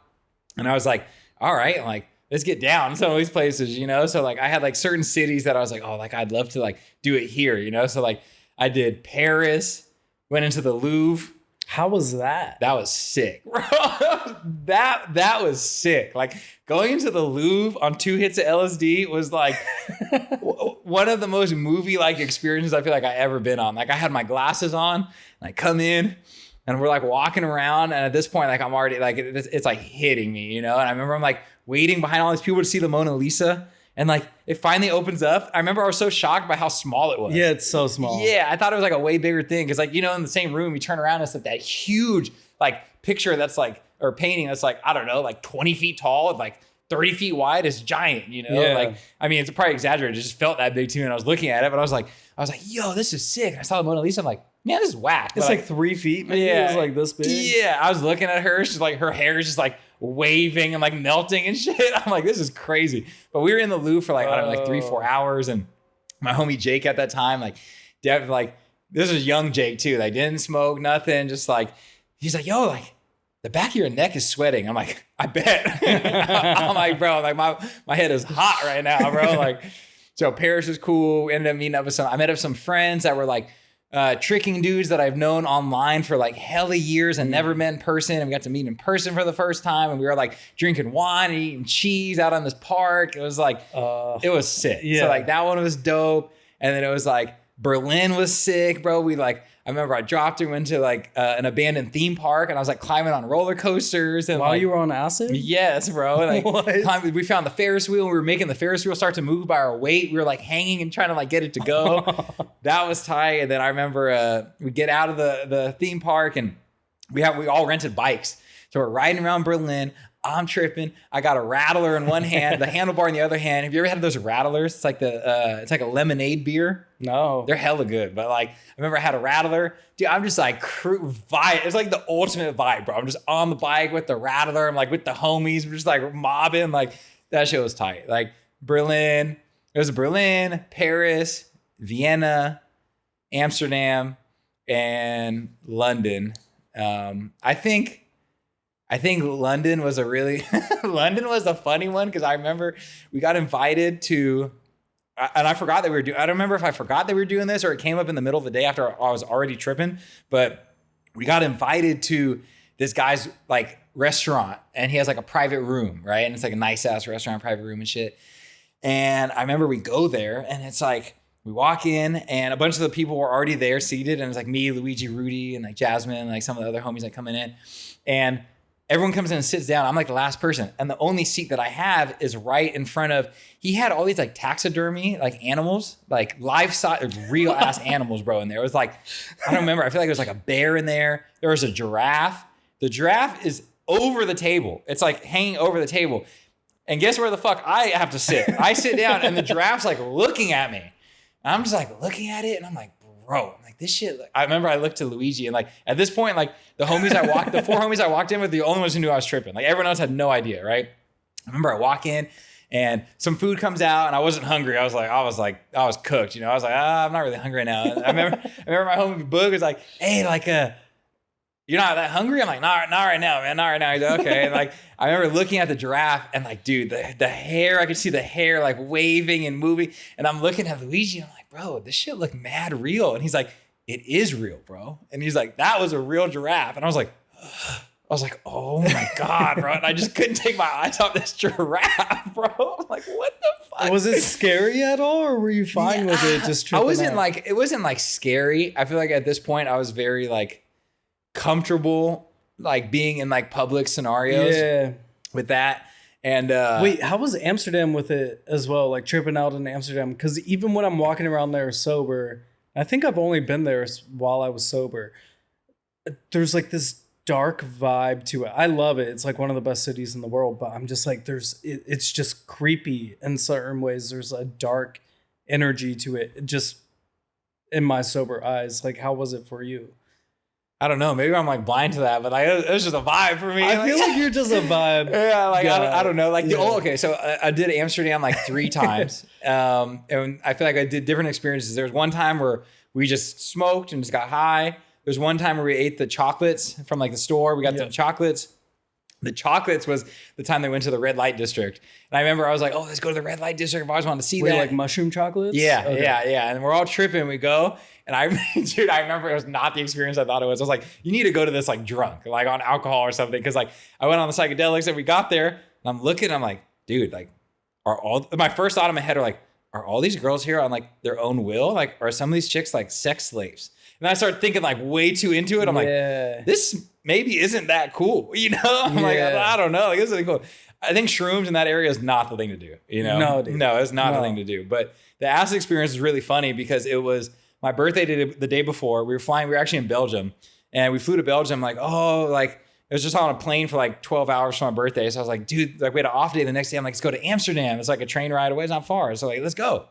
So we go to Amsterdam in the morning. And I remember we're on the train. And at this point, like in all these different cities, like all my homies just like to smoke. Like the clique that I would be with, we all have the kind of like different like cliques we'd like go out and like adventure with. And they just like to smoke. They didn't really like to do psychedelics at the time. And I just remember being like, well, guys, I could do these 2 by myself, but it would be sick if someone else just wanted to do it with me. We could trip together, you know? Like, and like one of my homies, Keys, at the time, he was like, fuck it, I'll do it. I've done acid before. I was like, really? He's like, yeah. And I was like, oh, hell yeah, let's go, you know? And so, you know, we do our little thing. And then like 25 minutes later, not even, we get to Amsterdam, we step out and he goes, now I thought about it, like, I think I only ever microdose. And I'm like, oh shit, brother. Like, these are strong. These are the real deal. Like, this ain't no microdose. This is the real deal. I'm like, we're going to be on an adventure for like 10 to 12 hours. I'm just letting you know. And he's like, all right. And then like, dude, we get to the first coffee shop and it's starting to like hit, like it's coming in full blast. And I'm sitting there just smiling. I look over at him and he's just like looking around and he's like, yo, I could hear everybody's conversation like vividly in here. And I'm like, I know. And I'm like, you want to do some crazy shit? And he's like, what? And I'm like, hyper focus on everyone's individual conversations and pretend or just think about tuning everyone else out. And like, I remember looking at him and I could tell him start to like kind of do it. And he goes, like his eyes, his mouth open up and he turns and he looks at me and he's like, it works. And I'm like, I know, bro. I'm like, you have these weird senses like when you're tripping. He's like, what the fuck? And I'm like, okay. Like we left that coffee shop. We start walking through Amsterdam. And then this shit was so funny. It was like, I was like trip sitting him, but like having like a good trip at the same time. So we were kind of mobbing together. I was just like pointing out things for him to look at. And dude, we're walking down like one of the paths and there was like a bicycle club or something that like comes past us. Dude, maybe 100 bikes, all with the ding ding, the bells on them. Bro, when I tell you, we're just in the path and they start dinging and we have to just stop and they just go around us, like 100 of them, all dinging the horns. Ding, ding, ding, ding, ding, ding, ding, ding. Dude, I'll never forget this.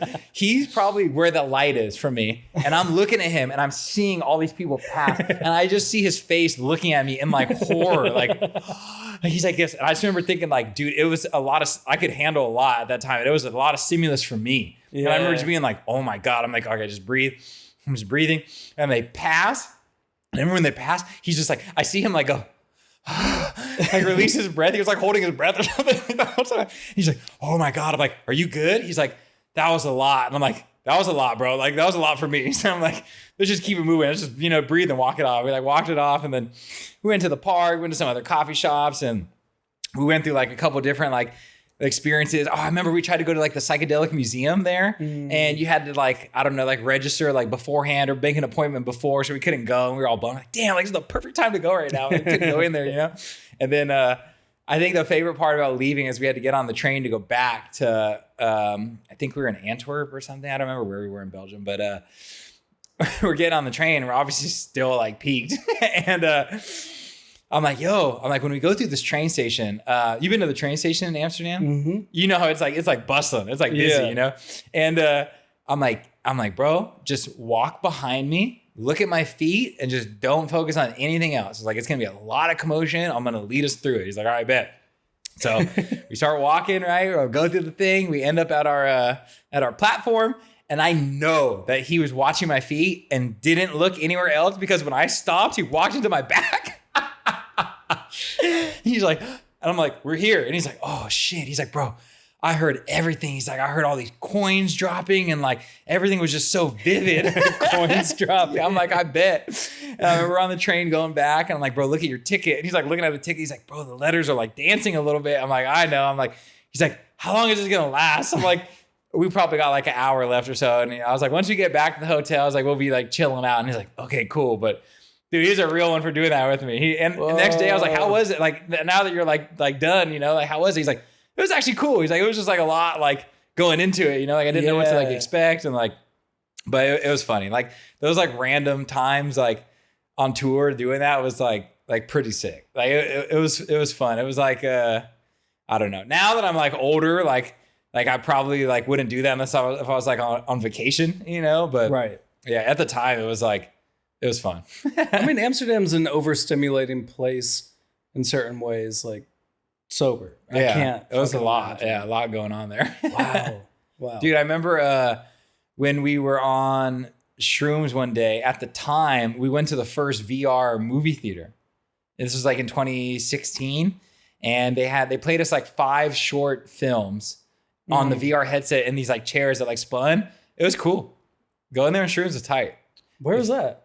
It was, I don't know, somewhere in Amsterdam, bro. I don't remember, but Yeah. they did these short films. One was like this, like, it's like a Dalai Lama themed one. And there was one that was really cool. And it was cool because I didn't realize what was happening until like 3/4 of the way through. It was like this like weird chain that you're like following. And it was like chemical compositions and like the name of these chemicals were like coming up and it was like flashing certain things. And there was like different colors. So like you could tell that it was like representing 2 different people. And it was basically the chemical process of 2 people falling in love.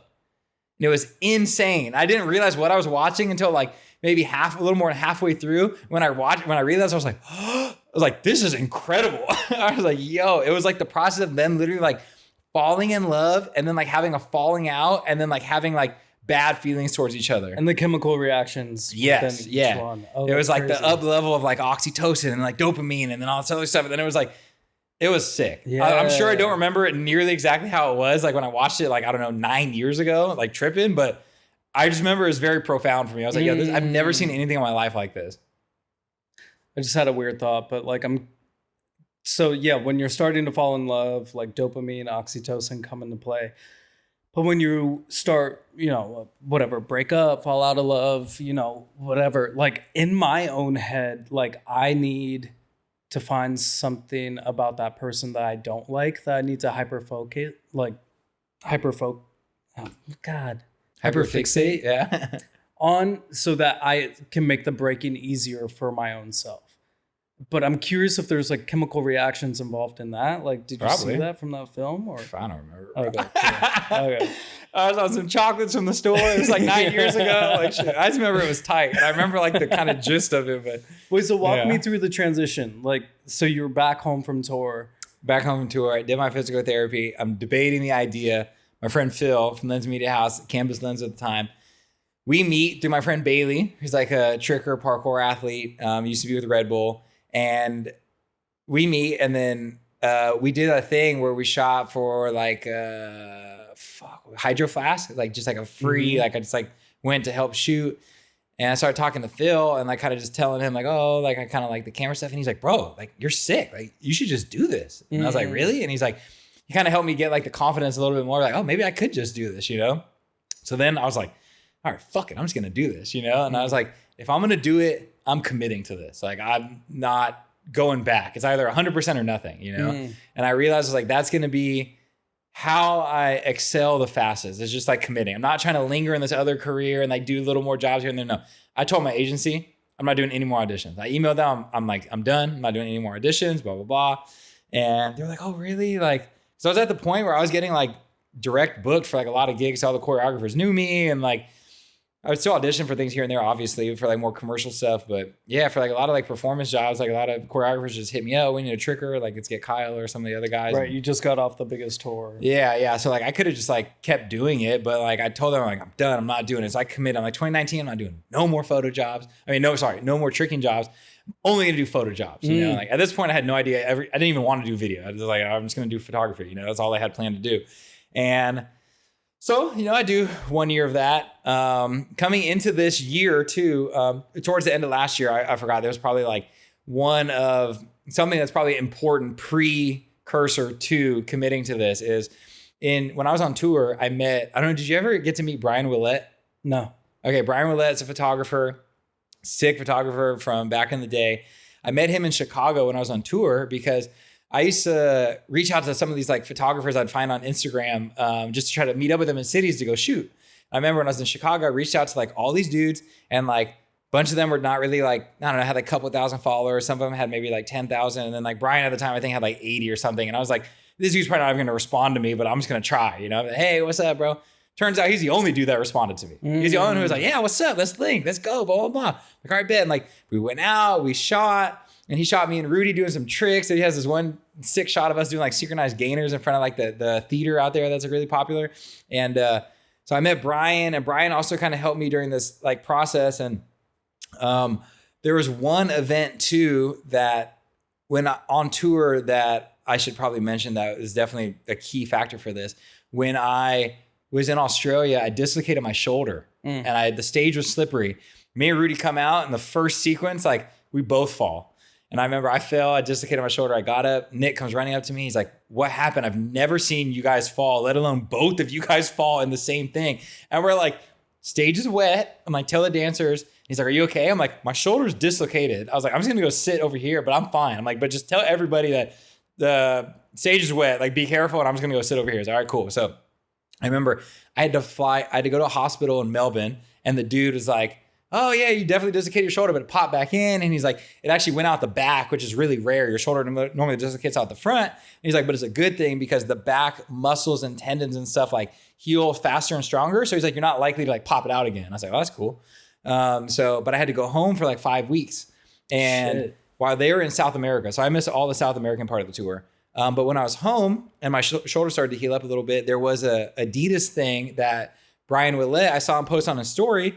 And he was like, oh, something. It was Estevan Oriel, Brian Willett, Cole Younger. They were heading something for Adidas where they were taking LA local photographers out in like a Sprinter van. They were hitting a couple locations, and it was like you got like a goodie bag, and then you had to shoot the shoe and a bunch of things. And then like you turned in your best shot from like that night, and then they printed it out and it went up in this like pop-up gallery. And it was like a cool thing. And I saw it and I hit up Brian. I'm like, bro, like I'm actually home from tour because my shoulder. I was like, I'd love to come to this. He's like, I'm gonna get you in. I'm like, all right, bet.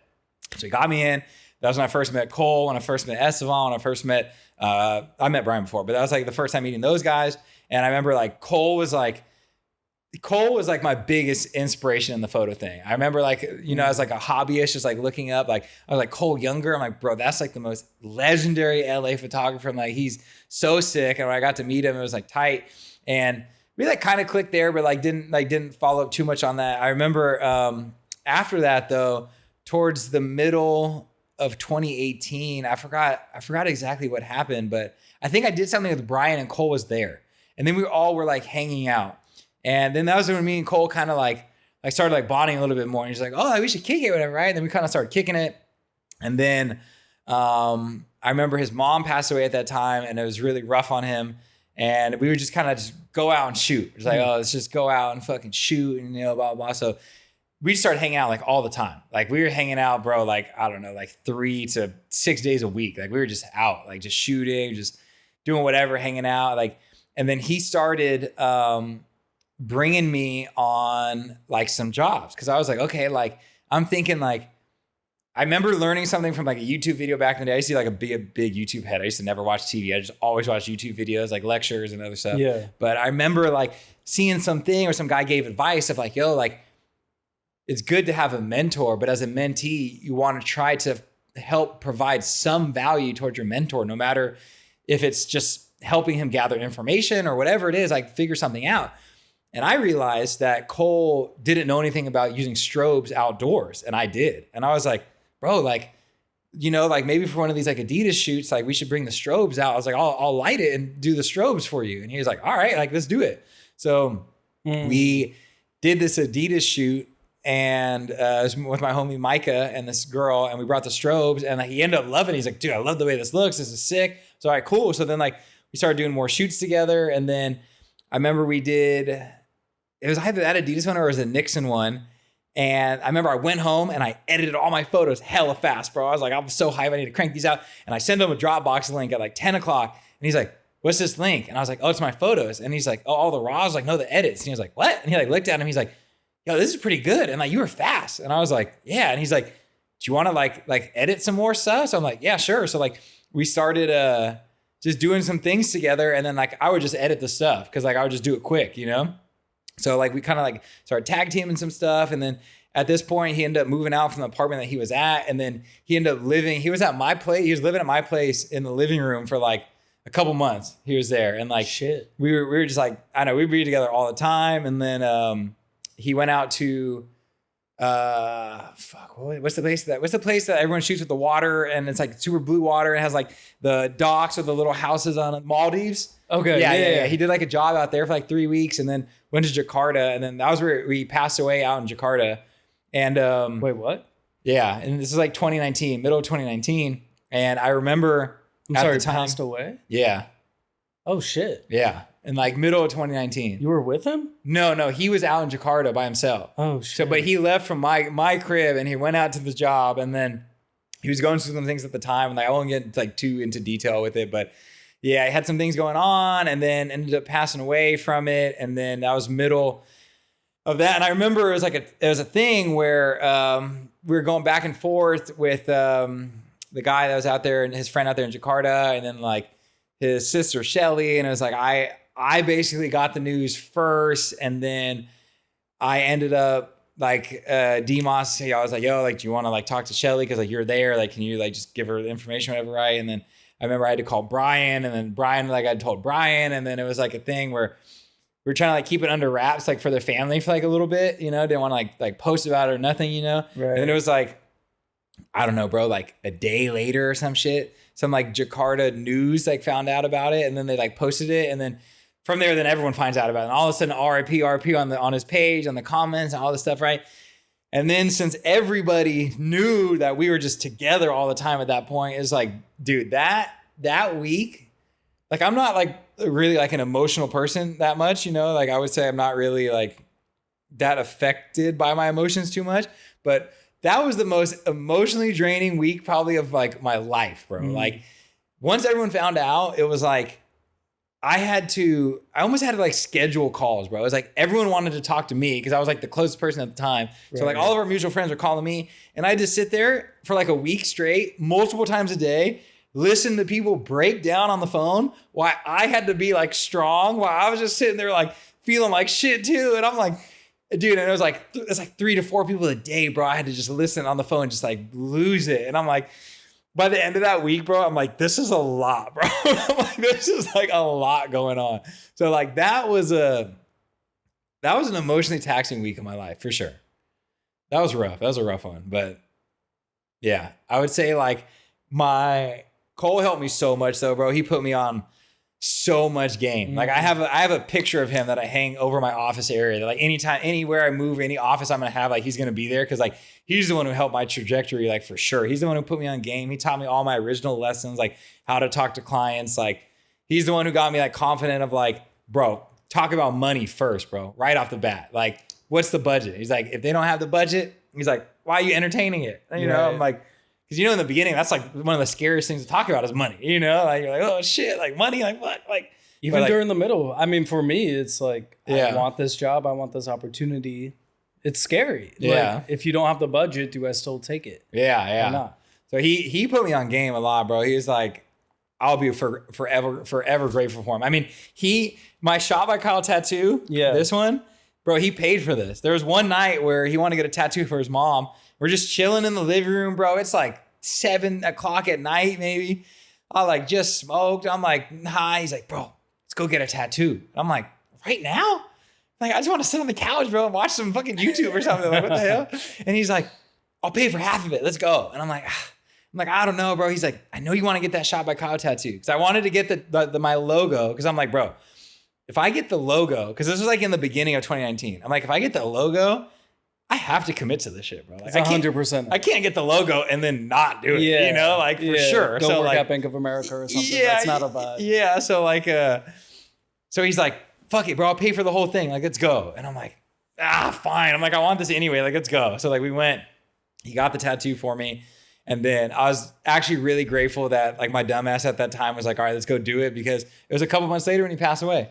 So this is like the last thing that like I got from him that I'll have forever, you know? So like, I'm happy that I just said, fuck it, and let's go do it, you know? What is that like? Because I could have said no and never got this. Yeah. And like, yeah. What is it like to, because I've lost my dad, but like to lose a mentor and like a friend seems like a very different experience.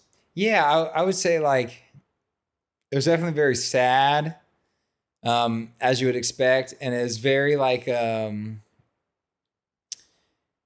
it helped me, I feel like, get a little like fire under my ass like right away. Cause I'm like, all right, bro, like I got to make Cole proud, bro. Like my goal was like, all right, I need to like not step into his shoes, because nobody's going to like step into that. Like, especially like during the time of him, it's like him and Terry and Jude, like the way that they came up is like a different era of like Instagram and stuff. But like job wise and how I like handle client relationships and all that stuff, I'm like, I need to step into his shoes in that way, you know, like I need to make him proud. And like, it was, it kind of helped like light a little fire into my ass. I'm like, all right, like, let's get it going, you know? And like, right. I remember like this actually leads perfectly into when I posted that story about that photo, and I was like, oh, I'll tell the full story about why this photo means a lot to me, like on the podcast, is in 2018, I did, I helped assist that shoot where I did the strobes for Adidas shoot with Cole. He passed away in the middle of the year. And then I wonder if the mic picked that up. He passed away in the middle of the year. And then I reached out to one of my contacts at Adidas, and I was like, hey, it's like, I really enjoy doing the shoots. Like I'd love to like keep that going. Blah, blah, blah. That's funny. I'd love to keep that going.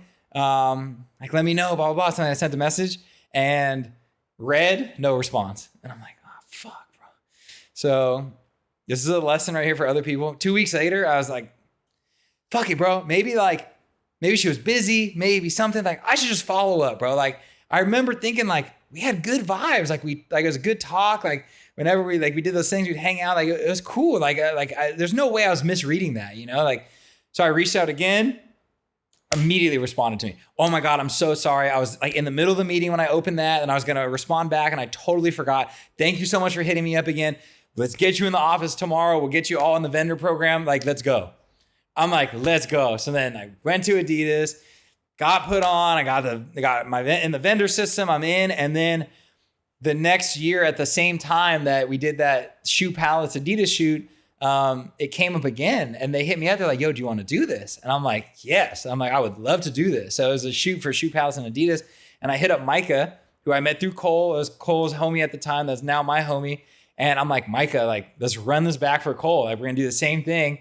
And, so we got to do that shoot kind of like how we did it the first time, except for I did a lot of like legendary LA locations that I saw on Cole's page before that I was like, I always wanted to shoot there. Like, let's shoot there for it, you know? So we did it. And the craziest part was, I remember like earlier in the day, I'm like, dude, we might get skunked on Sunset. Like the clouds looked like it might be too much. I'm like, oh, it might be rough on Sunset. Bro, that shit lit up. Like it was like one of the craziest sunsets to this day that I've seen in LA, like that day that we shot. Like it was wild. And Mike is like, he's like looking at this guy. He's like, that's Cole, bro. He's like, for sure. Like, where did this come from? Like, it looked like it was not going to hit at all, like all day. Middle of the day, it was like rough. And I was like, oh, we're not getting a sunset. And then like 30 minutes before sunset, the horizon like opened up, bro. And the light came through and just hit. And like, it was sick. So like being able to do that, and like, that was like my first photos too that like ever went in a store. They were in all the shoe palaces in California. And it was funny because they went in right when COVID hit, so all the stores were closed, but you could like look through and like see them. Like it was funny, but yeah, that was like the backstory on that. I got to redo the shoot that Cole had me assist the year before. So I feel like that was why it was really like sentimental to me and like why it meant a lot. Oh, it's beautiful. Yeah. Thanks for sharing that. It was really full circle, I feel like. Damn. Yeah. Damn. Sorry you lost him. Yeah. No, I mean, this is how life goes. You know, I'm at the point, you know, we're like mid 30s, you know, I'm going to be 34 in like a month, basically. So I'm at the point now where like I've lost multiple friends and, you know, it's part of life. You know, it's like you got to just rock with it, take all the lessons and things you learn from them and, you know, just like keep them alive in like the sense of just keep using like the morals, the lessons, everything you've ever like learned from them. Just like keep incorporating that into your life, you know? Yeah. Yeah. It's like that's like the best thing you could do. Yeah. It's like the best way to like truly, I feel like honor somebody is like, if they taught you something and it bettered yourself, like you better keep doing that. Like, you know, if you learned it from them and it's bettering you, like don't fall off on that. Like you better keep doing it. Yeah. So yeah, that's kind of like, that's how I look at it for things like that. Cause I've lost like multiple homies that were like close, like now in my age, you know, so it's just part of the game. Yeah. Yeah. Yeah. There's some things that my dad instilled that like when I do them, I'm like, you know, like, I got you, like honoring you. Yeah. You know? So yeah, I fuck with that. I love that. Yeah. And that's what been like maybe like a year or so now for you, something like that. Since he died? No, it's been like 2.5 years. Oh, now. 2.5 years. Okay. Yeah. Oh, wait, 3. Oh, shit. That's okay. crazy. Yeah. The first year was probably like the craziest, huh? First year was gnarly because like he just dropped dead, and then we had to like, he owned a business, so we had to shut down. He just moved into a storefront or into like an office building and started setting up like 2 weeks prior. Like he hired my friend and I to like come and like set up, like, you know, build all the desks and the coffee maker and trash cans and stuff like that. Like put everything out and you know. I don't mean to laugh at you. You look so cute right now behind you. So cute. She made this little face that made me giggle. I didn't mean to giggle like mid-serious conversation. I feel like your dog is like a giant cat. Yeah. That's so cute. Yeah, Malinois go everywhere. And my brother has a cat. So like they play together. So like that's awesome. Wherever he's going to go, she's going to try to go. So yeah, she's out and about. But yeah, I feel like, family's definitely different because it's like for situations like that, you have to go handle a bunch of stuff. Whereas like I didn't have to handle anything besides more just talk to like all of our mutual friends, you know, which is not nearly as intense as like doing real legal like documents and like, bro, we were especially when you feel like shit too, you know? So like he died, came home the next day. We're like talking to lawyers, you know, because he didn't have a trust or a will. So you have to go through this thing called probate, which lasts like 2 years in the court system. So you're dealing with lawyers, you're dealing with paperwork for like 2 years. That's crazy. Had to sell his house immediately. So like we're talking to fucking real estate agents and selling all his shit. So it's like you don't have that time really to like mourn or whatever. You're just like kind of in shock and just doing one step in front of the other. But it's highly emotional at that point. Yeah. That's why I'm like, family is necessity. Like, to go through that shit alone is not a vibe. Yeah. What was your like outlets for you? I started surfing at the time, which was really fun. Nice. Because he lived in Huntington, so I moved into his house to like take care of stuff and his dog. Yeah. And I feel, dude, I'm a big proponent of like really, if you're dealing with like depression or like any sort of like hard emotional stuff, doing physical things, it's like the best. Yeah. Luckily his dog was incredible and took up like a lot of space. And like his dog, my dad's Vietnamese neighbor like came over and was like, "Hey, I'm sorry to hear about your dad. Like, you know, I would always see him walking the dog." And he's like, what's the dog's name? And my sister and I were like, "Oh, it's Bo is his name." And she's like, "Oh, that's funny. Like, I'm assuming this is correct." But he's like, "Oh, Bo is dad in Vietnamese." Yeah. And I'm like, "Oh, okay." So it's like we kind of still have our dad. You know, you're killing me. Yuna is insane. Hi, Bubs. Thank you. Thanks so much. Sweet girl. Yeah. When I rescued her, I did not know she was gonna be a sweet girl. She was she came from some trauma. What, you rescued her? Mm-hmm. Hi, Bubs. It's so cute. Oh my god. Yeah, she just showed up at my friend's house. Dude, don't have my phone on Do Not Disturb. Why don't Alex calling me? I'm calling back. Yeah, what else came on that Instagram story that you'd like to talk about? Did anything come up? I don't know. I feel like people were just what's up, Boo? Come here. Watch out. Come here.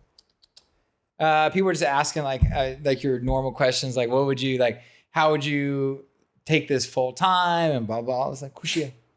Good girl. Yeah, I mean, I would just say like if we're getting to like the advice side of things, for people that don't know, I don't even think we made it that far. So that photo, I got into drone a little bit, and then I was like, well, I could start doing some video too. Then I kind of got into video, and I never really thought I was gonna do video. And then like 2022, I started adding video to the thing, and then now it's like I do a mix of photo, video, and directing. Just so you know. And I don't know. I would say like advice. That's what a lot of people were asking in the comments, or like gear stuff. Just basic advice. I listed it kind of as like one. I treat, and me and Tommy have had great conversations about this. I treat this the same way that I would train for martial arts and tricking. It's like every day is school. Like every day you got to learn, and you got to like try to get better at some aspect of your craft. Like you got to like focus on something, and you got to train it, you know? Cause I think a lot of people get to a certain point where they can work, but since they can get work, they just stay there and they don't push it. And it's like, I mean, bro, I'm treating it like I'm going to the gym, bro. I'm trying to get more flips, more spins, more kicks. You know, it's like I'm trying to shoot more things, higher level, more dynamic, better lighting, whatever it is, like whatever I got to learn, you know, like I'm always trying to learn. And like your skill set, I always say that your skill set should be something that you don't even factor in. That's just auto. Like if you're on like a thing and you have to click like what's the most important part, like that's not even a clickable box, bro. It's crossed out and it's already clicked for you. Like building skill set needs to be a mandatory. Like don't even think about it. That's something you just have to do regardless, you know? Always sharpen the sword, you know, your craft, whatever. And then the second most important thing, and I now that I've been in the industry for like a while, I would say like I'm like decently established, and I work with like pretty cool brands and cool agencies. And I've seen people come onto projects and then not work with people anymore, and like certain shit like that. I would say one of the huge factors besides skill set is being somebody that people want to have around. Yep. That's like the most basic way to put it. It's like just be a good person. Try to be thoughtful. Try to be very clear with communication. I know a lot of homies that are real talented. Horrible communication. Like, bro, like I'll be like CC'd in like an email with people, or like see something and I'll just see like the response, and I'm like, oh my God, bro, why do you say it like that? Like brother, like don't say that, you know? Like, or like I'll see like certain things and I'm like, oh my God, don't do it, don't say it. Or like, I don't know, like some people, it's like, I don't know, LA, I mean, it has a rep for this too, but LA has a lot of people that put on like masks or like put on like fronts to like feel like they're going to get into something. I always say just like, bro, just be yourself. Like in a world where there's a lot of people that are doing that, you could sniff out when people do it now. You could just kind of tell a little bit, you know? And when people are authentically themselves, even if they're just like mad weird and quirky, like you normally like gravitate towards them more, because you could just tell that's them, you know? Like I have a bunch of friends that like, I don't know, like I don't agree with a bunch of things that they say or like stuff like that, but like I know I'm getting 100% them. Like I know it ain't a front at all. Like that's them. And a lot of people that like they like that, you know, like a lot of clients, like they want, you know, like they're your client, but if you're going to do multiple jobs with them and keep it going, like they're also your friend in a sense, you know, like they want to have a friend. Like if say, I don't know, for example, there's a job and it's like, I don't know, a couple months, or this is actually like kind of like people ask me, how did you go on tour for Justin Bieber? It's the same thing as what we're talking about now. I'm like, first of all, I had the skill set. Second of all, Nick didn't mind me being around for 2 years. You know, that's crucial. down. Hey, down. Like he didn't mind me being around for 2 years. Like that's crucial. There could have been someone that's way better, but if they're annoying or like they're not pleasant to work with, bro, it don't matter if you're better. You ain't gonna be around for that long. Like that was one of the harshest. I don't want to say harshest, but when I was first getting started, I noticed. How come every time I talk, she's right above me? I noticed I was like, wait, like my skill set's like bigger than, or this is all coming from ego, and not a great place. But like, I just noticed like, like wow, these people are booking jobs with like higher end clients, even though I may have even though their skill set, you're literally better. Yes, but I'm like, oh, okay. Fucking dog. Yeah, it's people want to be around people they want to be around. Yeah, facts. Yeah, that is a real life lesson for sure. It does not matter. Yeah. Like that is like I always say, like you could be an asshole and you could be the best, and there could be someone that's like almost the best, but they're just nicer to be around. Yeah, or that person's funny, getting the job. Yeah, for sure. Yeah. Like you when we're in like fucking if you can make people laugh, that's one of my biggest strong suits. I feel like it's like stories and making people laugh. Yeah, you just tell the most wild stories while we're all working, making us all laugh. Yeah, like and it's like that. Come here, and it's like oh, that, we want to have Kyle around.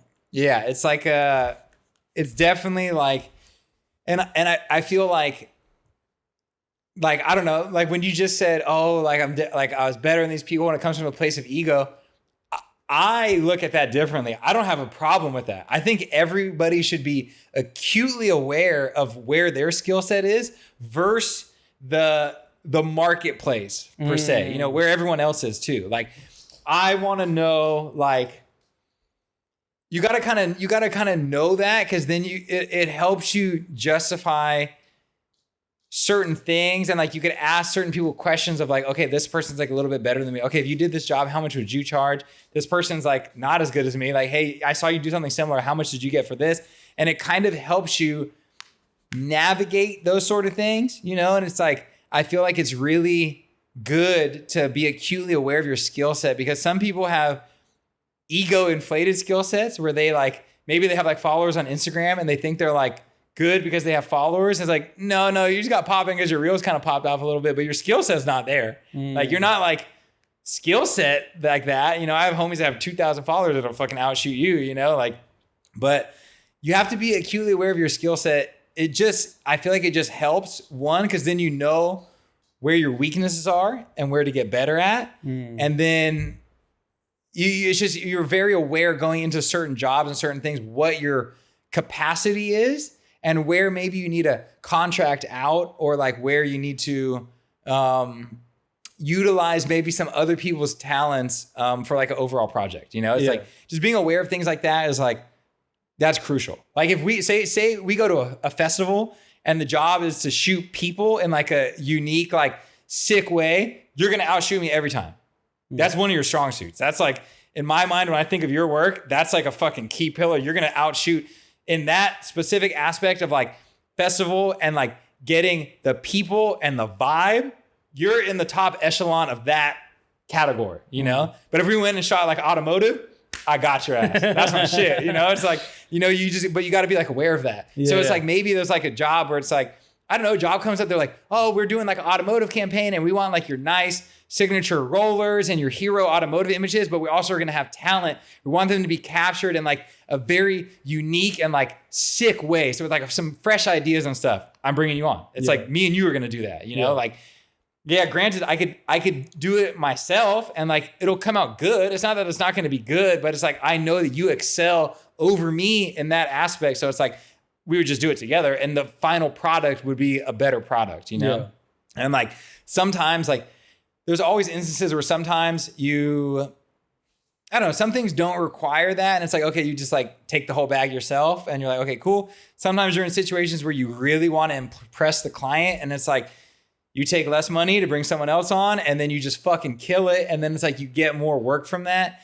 And you want to try to be able to gauge those situations, because sometimes it's like, you could just kind of tell it's going to be like a one-off thing. So it's like, all right, I'm just going to do this myself and just like take it, you know, and like, right. Or sometimes it's like, I don't know, maybe the client is like not the best to work with and you're already kind of aware of that and you're not really fond of doing more projects with them. So you're like, okay, I'm just going to do it. You know, it is what it is. But have you had to end relationships with clients? Let me think. Have I ever had to end a relationship? Or, you know, had them end? I don't think I've ever had like a thing or like a situation where it was like, oh shit, like we're done, you know, like we're not working together. There was like a moment where I was like, oh, this is that moment where it's done, you know? Right. Yeah, I don't think so. I mean, I obviously had like over time, like, you know, worked with some people and then like just don't really work with them anymore. But it's like, it's also just like a mix of, I don't know, a couple factors. Sometimes they just go a certain direction with like how they want their thing shot, or maybe they never really up their budgets. And it's like every year, like my rate's going up. I'm getting better every year. So you're paying me more money every year, you know, like you're getting a higher skill set. You're getting more years of experience. You're getting more, the professionalism, every aspect. This is a video game. Every year it's going up. You know, so it's like you're going to be paying for that. So like, I don't have people that I used to shoot with like back when I first started, but it's like, I can't shoot with them anymore because they're like, oh, we have like $1,000 for the day and you got to edit all the photos and you got to do this. And I'm like, nah, I'm not doing that. I'm like, not anymore. You know, like back then I'm like, fuck yeah, like let's go. And now I'm like, nah, it's like base minimum 1,500. That's just a shoot. And then it's like, you want to edit and we got to talk about that, you know? And it's like, and then certain things, it's like, depending on the project too, like, I mean, the more I go down the rabbit hole with these bigger agencies and bigger brands, it's like, all right, well, what is this for? What are you guys going to use this content for? Like, what type of campaign is this? Like, what is your budget? Because it's like, okay, some things, maybe the shooting rate is like 1,500. Sometimes it's $3,000 because it's like, all right, they're going to use this for like some crazy shit. It's a big campaign. They have a bunch of budget, you know? So it's like, it also depends on the situation. And then also like some people, it's like, obviously you have like people you just want to like hook up to, you know, some people it's like, I don't know, maybe it's like a mom and pop shop. You support them, you like them. And it's like, okay, cool. Dude, I'll shoot and edit, I'll do everything 1,500, whatever. Let's lock it all in, you know, like it just certain things like that you want to do it because like you want to do it, not because you feel like you're forced to do it, you know? And like one thing I got good at is like, and in time, like I feel like everyone's got to get good at this. Is like sometimes you just got to say no to shit, you know? Like sometimes people are like, oh, can you do this? Do you really want to do it? Not really. So say no. Unless it's a necessity. Unless you're like, I have to do this because I have to pay my rent. If I don't do this, I'm getting evicted, you know? Then you got to do it, you know? But like, if it's not a necessity and it's not going to fulfill you in like a certain way, then like, you got to say no sometimes. It burns you out. Yeah. Yeah. Yeah. I mean, I ran into that. I was doing something a little bit ago where it's like a couple days, not a good rate every day. And it's like 12-hour days to 14-hour days. And it's just not comfortable sleeping arrangements and stuff like that. But I'm like, this is just to grab a bag. Like, this isn't portfolio work. This isn't, you know, I'm not posting about this on Instagram. Like, it's not great. But like, I just need the money right now. So I'm just going to do it. Like, can't afford to say no. Yeah. Because this, like, sometimes you got to do that. Yeah. In LA, it was just tough. Like January and February with the fires, I was like, had zero work. Oh, yeah. January and February. Bro. Just for y'all, if y'all want to go full time in the creative space, influencers, like their stuff for some reason kind of starts around January. I don't know why, but yeah, I don't know why. It's a little bit different than like us, like working professionals. Like working professional, December, January, February, that's slow. That's a slow season. Like that's when you have to prepare to be like, all right, I'm barely going to get that much work. You just got to know you're barely going to be working, you know? And like, yeah, like, I don't know. I barely did any jobs January. And then we did the charity show because I was like, this is the only time I'm going to have time to do this. Cause normally starting March, that's when I get busy. Charity show? The Rise LA. Yeah. That, cause like, that was like the only time we could do that, like to plan that. Right. Like we did like 3.5 weeks. It was really fast. I was like, dude, the only time we could do it. And then literally as soon as March hit, I got super busy and like, dude, right off the bat, I did the most. Well, obviously I didn't get all the money right away because it's like, you got to invoice, you got to wait. Sometimes it takes a little while, but like I did the most amount of money of jobs in a month I've ever done, like March. And it went from like nothing slow time to like, all right, now we're swinging, like full force. And it's like, since beginning of March has been pretty like nonstop, which has been good. It's like what we, obviously like always what you ask for, what you want. And then it's like, but yeah, it'd be a lot sometimes, Yeah. Like, damn, just fucking come to editing away, bro. Yeah. I mean, the diversity helps though. It really helps me doing like photo, video, and directing. And then also like different aspects of like different types of photos, different types of video. It keeps it fresh because like I've definitely have like a little like ADHD. I've never been diagnosed, but like I wouldn't doubt it. I'm like a little like this sometimes. So like being able to do a bunch of different things really helps my brain. It's like, okay, I did on-site photo editing for this. Now it's like I'm doing just DP work for this. Now I'm just directing this campaign. Okay, now I'm editing this video. Now I'm going back to editing photos. Now I'm just shooting photos. It's like that diversity keeps my brain like a little at ease. Yeah. Like I think for me personally, if I did just one thing or like if I was just a product photographer, I'd shoot myself, bro. like I don't know. My brain, I can't just do like one thing. Like I can't just do one thing. That would drive me nuts. I just started to diversify a couple years ago. I mean, I was just doing strictly nightclub photo as well and music festival. And I'm like, this is burning me the fuck out. And I started getting into photo editing a lot for like large scale events and stuff like that. Which is how we met actually. But yeah, like just having that, and now I'm working with brands and they're bringing me like their raw images from their archives, and I'm creating like schemes of edits and colors for them that match their brand's like identity and everything. And that's much fun. I feel like that's great for you. It's so amazing. Yeah. It's so amazing. And I feel like with your skill set, it's like right up your alley. Yeah. Yeah. And I'm very quick at editing. So they're like, hey, we need 2,000, like the other day was like, hey, we need 2,195 photos edited by like in 2 days. I'm like, okay, cool. I got you the next day. Like they aren't going to be pristine. There's no like liquefied tool. Yeah. Removal. It's just like quick. Oh yeah. Edits, but it's like I know how the game goes. That's so fun. And like to have that diversity of like, okay, cool. On Monday I'm gonna shoot. Tuesday I'm gonna lock in and edit all day and like order food and do whatever and like rest and watch a movie. Yeah. And then Wednesday I'm gonna be out on a shoot again. What is something that you would like want to get into that you're not doing right now? Definitely just more like high fashion editorial or work. Oh, you go crazy at that. Thanks. Yeah. I mean, just to have a budget and a team and like, I feel like the only thing that's holding me back right now is like the budget. I just need a lighting person, like somebody just to be like, hey, I'm going to light this like really well. You don't have to worry about the light. Cause right now I find myself like, I'll produce shoots. Like yesterday we had a shoot here for 2 days. It was photo and video shoot that I and my friend Judson directed and creative directed.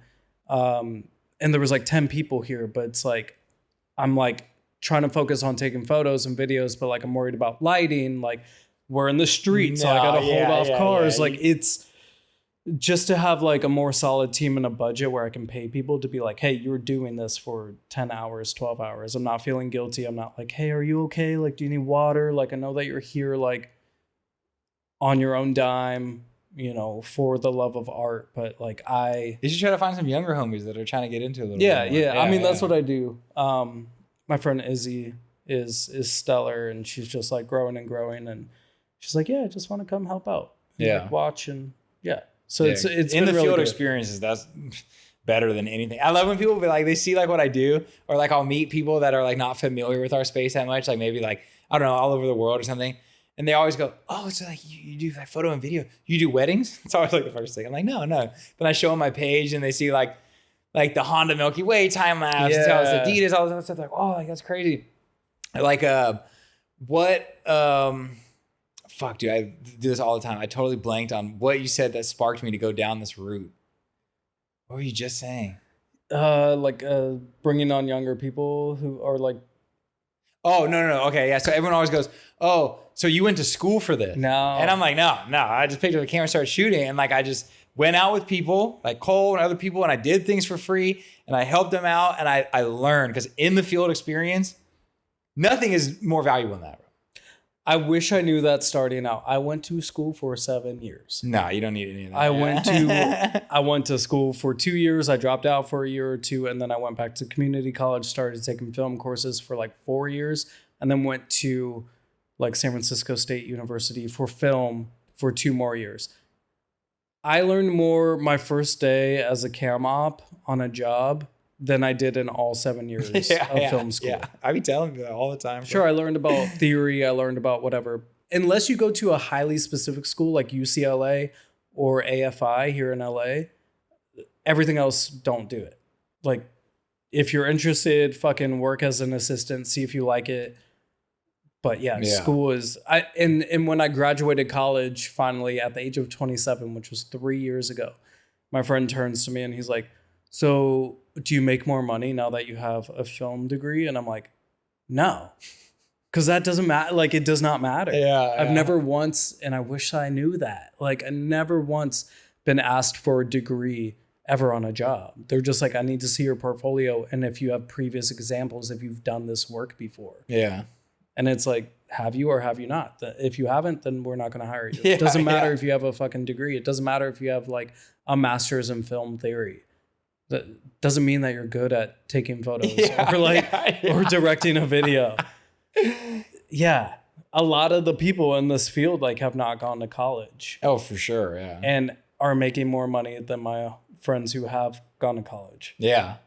It's pretty insane. And I'll just go off on a little tangent here, but like, I'm tired of the like broke artist theory or romanticization of like being a broke artist. Like, some of the artists, especially here in LA, but also up in San Francisco, in New York, like a lot of the artists I know are fucking thriving, like making more than 100, 150 a year. And I'm like, and they have days off. Like, they have, you know, some of my friends work once a month, like 2 days out of the month. Yeah. And that's it. Like, that's insane. Yeah. That's insane. No, the space that we're in is really nice. And I'm like definitely very fond of, if you climb the ladder right and you start getting the right brands and the right types of jobs, yeah, you could definitely work less and make like a lot of money. Like, yes. For sure. Yes. I have not cracked that code just yet. Yeah, it's nice. I feel like I'm starting to crack it. It's like cracking for me. Like, last year was the first year that like I broke 200K. I had like slight change over, like just a little amount over like 200. Like, when I looked at like I was doing my taxes on my account, you know, and I was like, oh shit. I was like, I made it into a new little spot, you know. Wow. Like, I was trying to, and like, always got a dream high, you know. That year I was like, I'm going for 300, you know, and it's like, obviously I didn't fucking hit it, but like I was aiming high, you know. And like, this year I'm like, all right, I'm going for 300, and it's like, realistically, am I going to hit it? I don't know. That'd be cool. But like, even if I could just jump to like maybe 250, that'd be sick. Like, I'm trying to go up, because it's like the people that like I look up to and the people that I want to be like, I mean, dude, they're bringing in $300,000-500 grand a year, you know? And it's like, how does the range do that? Just getting these big projects. Okay. Being in with agencies that like have these big brands with the big budgets, you know, like, I mean, directing like campaigns where it's like the budget's like $250,000, you know, and it's like, if you're the main director and like overseeing everything, like, you're gonna bring in a bag on that. And it's like, bro, you do that like a bunch of times a year, and then you also do a couple things. That's if you're just working. So the one thing that I realized that I need to do is like work, like just pure working. You can climb the ladder and you can get more money, but you're also limited by time. How much can you have to be there on set shooting, and you have to be there doing certain things. What I want to branch into this year, and I want to do it like a couple different ways. I still got to figure out like how I want to do it, is like, one, sell some sort of product. And I don't know what it is. I don't want it to be like gimmicky or like some shit. I want it to be something that like actually provides real value to people. Like, I don't want anyone ever to be like, oh, Kyle's one of those fucking gimmicky, selling you some type of shit type of dude. Yeah, fuck something. No. Yeah. Like, I'm not trying to like, I mean, some courses are great. Like, I'm not hating on the people that do courses. Some are good. Some of the people are like those dudes that only sell courses, and you go to their page and they got no work. And I'm like, I can tell you make all your money from the course, like not from your work. Like if I'm gonna take a course from someone, I need to know that you've been in the trenches, like getting it, and like you built a business, really doing it, and now you're teaching me about that. Not that you make your money from just doing a course, you know. Like I want to do some sort of product. I don't know what it's gonna be. Like I still got to figure that out. I just wanted to be able to provide value to like people that are like getting started, and like I don't know what it's going to be. I'll try to figure it out. I don't think I want to do like a course. I do want to teach, because I used to teach martial arts at Folsom Karate Academy. I was an instructor for like 3 years. I used to teach like kids. I would do like kids' birthday. I would teach the adult classes like when I got like higher up in the ranks, and like I was always really good at teaching. I think it's my mom teaches severely handicapped students. So my mom's taught special ed like my entire life. My mom's an excellent teacher. So like I think that kind of passed down to me a little bit, and I thoroughly enjoy teaching, bro. I used to love giving private lessons to kids. Kids would be like, oh, I want to get better at my bow staff. I'm only placing like 6th in the competition or whatever, right? Give them some private lessons for a couple months. They come back with their first place trophy. Like, Mr. Cordova, and they like flex the trophy. I'm like, hell yeah. Like, let's go. Like that makes me feel good. Like I would love to, and I don't know if the course is the right way to do it. Like maybe like a mentorship program. I like teaching people one-on-one. Because I feel like I can, in like one day of one-on-one, I can get a lot of information across to you and make sure you take notes. And it's like from that one day, I feel like you can jump a whole plateau. You know, it's like, especially someone just starting out, like I can help you jump plateaus for sure. You just got to pay attention and apply everything I'm about to tell you and take notes. Yeah. And like, I would love to like teach people like that. Like, obviously, like if you sell a course to like the masses, you can get more money. You'll for sure be able to acquire more money, but I feel like you don't have as much of a personal connection with the people you're teaching. I like teaching somebody something and then seeing them go and like book a job using that same thing, and then like seeing the excitement when they get paid for that job off the shit that I taught them. You know, like that is like, that's what gives me fulfillment. You know, like that. I love seeing it and like being directly connected to it, not just like someone went to the website and bought the course and then sent me a DM and was like, oh, thanks, I learned a lot. Like, okay, cool. Like I like to teach like in person. I think that just comes from me like teaching martial arts for so many years, and like I would just love being there like in person and see them actually get better in live time as I watch them. You know, like they come into the lesson, I want to get my back tuck down today. Okay, cool. I'm gonna have you back tucking by the end of the lesson. You know, it's like an hour lesson or whatever. I can already tell they got like some skill. So like walk them through the thing, we go through the foam trampoline, and then the foam pit, then the thing, and then like a higher mat, then a lower mat, then ground level. And then it's like, and then watching them land it for the first time is like, dude, I get hype. You know, I'm like, let's go. You know, like I'm as hype as they are. Like, and like, I just like teaching people in person. So like, I think maybe this year, I'll think about, I got to figure out how I'd want to structure it and like how much it would cost. But like, I'd be down to do like a mentorship, like a one-on-one mentorship with like a couple people or something, you know, like that would be fun for me. I think I'd enjoy that. I fuck with that. I think that you would be really good at that. Yeah, I think that's what I want to do. But like the product thing and then the mentorship thing is like something I realized I need to add if I do want to level up like financially. You know, like if I want to make it to that next plateau, like having different revenue streams helps. You know, it's like, say like maybe I can bring in 200, 250 just from working. Then it's like maybe another 50 from like the product, and then I don't know, maybe like another like 20, 15, 20 from mentoring. It's like, then it's like, okay, I'm breaking 300, you know, it's like, but I got to figure out like how that's going to work. Cause like ideally, like my goal range is like that 300 to 500K range. Like, I think for me, like if I can sit in there, I can acquire enough money that I would be very content. I'll be able to get like probably like a house that I want. And like, I think I'd be able to live a lifestyle that I want. Like, obviously millions of dollars would be cool. No one's going to be like, oh, millions of dollars is not cool. But it's like, I don't need that. Like if it happens, sick. I'm obviously going to fucking take it. It'd be dope. But like, I think what I want is somewhere between 300 and 500K with like 400 probably in the sweet spot. Like if I can like generate 400,000 a year, I don't know, for consecutive like 10, 20 years, like then I could save up, I can invest my money, I can get multiple properties, real estate, like start like, could try to do it like proper, you know? Cause like, I mean, my parents like don't got money. Like I didn't come from like shit like that. I've seen, you know, some homies that come from parents that are just like balling, and it's like, dude, must be nice, you know? I'm like, fuck, I don't know anything about that life, but I'm just trying to be like the one in my family that kind of breaks out of that, like, I don't know, kind of like poor-ish lifestyle. Like I want to be like, I don't know, like it's not really like my family, but like I know like my uncle is like doing like pretty well with his company.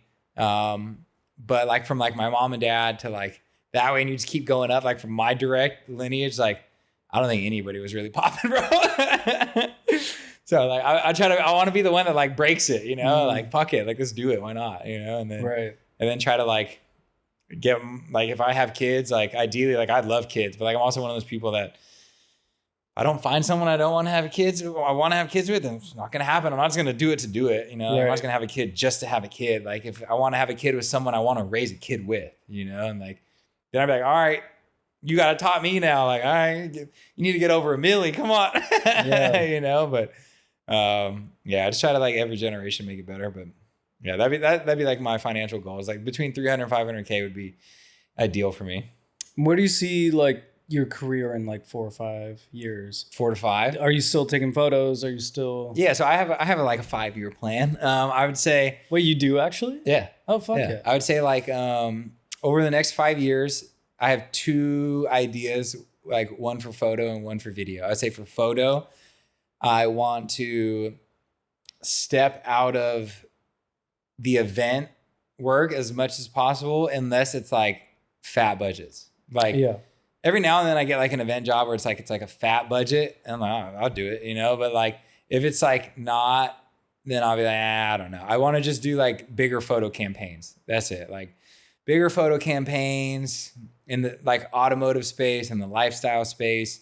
Like would love to do some like high fashion stuff too. I think that'd be really sick. That more like on the directing side. I want to direct like a crazy high fashion video. But so photo wise, I'd love to just step away from some event stuff and do more higher end just campaigns, like bigger budget stuff.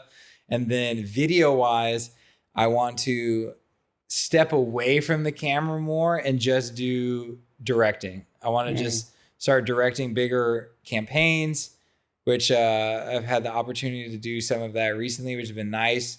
But I want that to be my main thing. I want to have the camera less in my hand for work. And then also I love editing, but like I would love to like edit less, just be more in the like director overseer role. Yes. Cause like, I know what I want and I know people that can do it. And the one thing that I love about trying to step into a more director role after running the trenches and all the other things is like, I've been there. I know what it's like to like do overnight edits. I know what it's like to do this. I know what it's like to do that, you know, like I know. So it's like, I feel like I've worked with directors that like, I can tell they're like the dudes that have never really even had a camera like that, bro. They just were like, I want to be a director, and they start directing, and it's like, okay, cool. Then they start getting clients, and it's like, cool, that's dope. But they have like asks that are just unreasonable. And I'm like, bro, like if you came from really a background of really shooting, you would know that's not even a feasible thing to ask, bro. You know, like, so I just want to like, I don't know, I want to be a director that like comes correct, and like people just respect me because I don't ask outlandish things. I know what's reasonable, and I know how to get them done because it's like I've done it myself. You know? So and like you and a couple other guys that we know mutually like can just make the craziest shit with no budget. And so it's like if you have a budget behind that, like how then it goes really crazy. Yeah. Dude, I'll show you once we wrap this up. I'll show you the V1 for the South Lake Tahoe Toyota thing. Oh, that sick. Me and Jesse directed, and I edited it. Oh, sick. You're gonna like it. Sick. It's tight. How you feeling? Anything else? I think we're at like fucking 2 hours now. Yeah, sounds about right. I don't know if you don't know me. I'm Shot by Kyle. Follow me on Instagram. And if you have questions, you can literally reach out to me anytime, dude. I answer DMs for people all the time. Like people ask me questions, I'll give you a whole ass chat GPT, not literally chat GPT, but I say that because I'll give you like a whole paragraph response of like, this is what you should do, blah, blah, blah. Like I love helping people. Do you text it out or do you voice? For sure. Okay. No. All audio. I'm a big audio note guy. Yes. So if it's like a long thing, I'll audio note it. Yeah. It's either audio note or I write it out. Yeah. Dope. Well, thank you for coming on, dude. I'm excited to see where you go. Yee, thank you, bro. Thank you, bro. Appreciate you. Peace.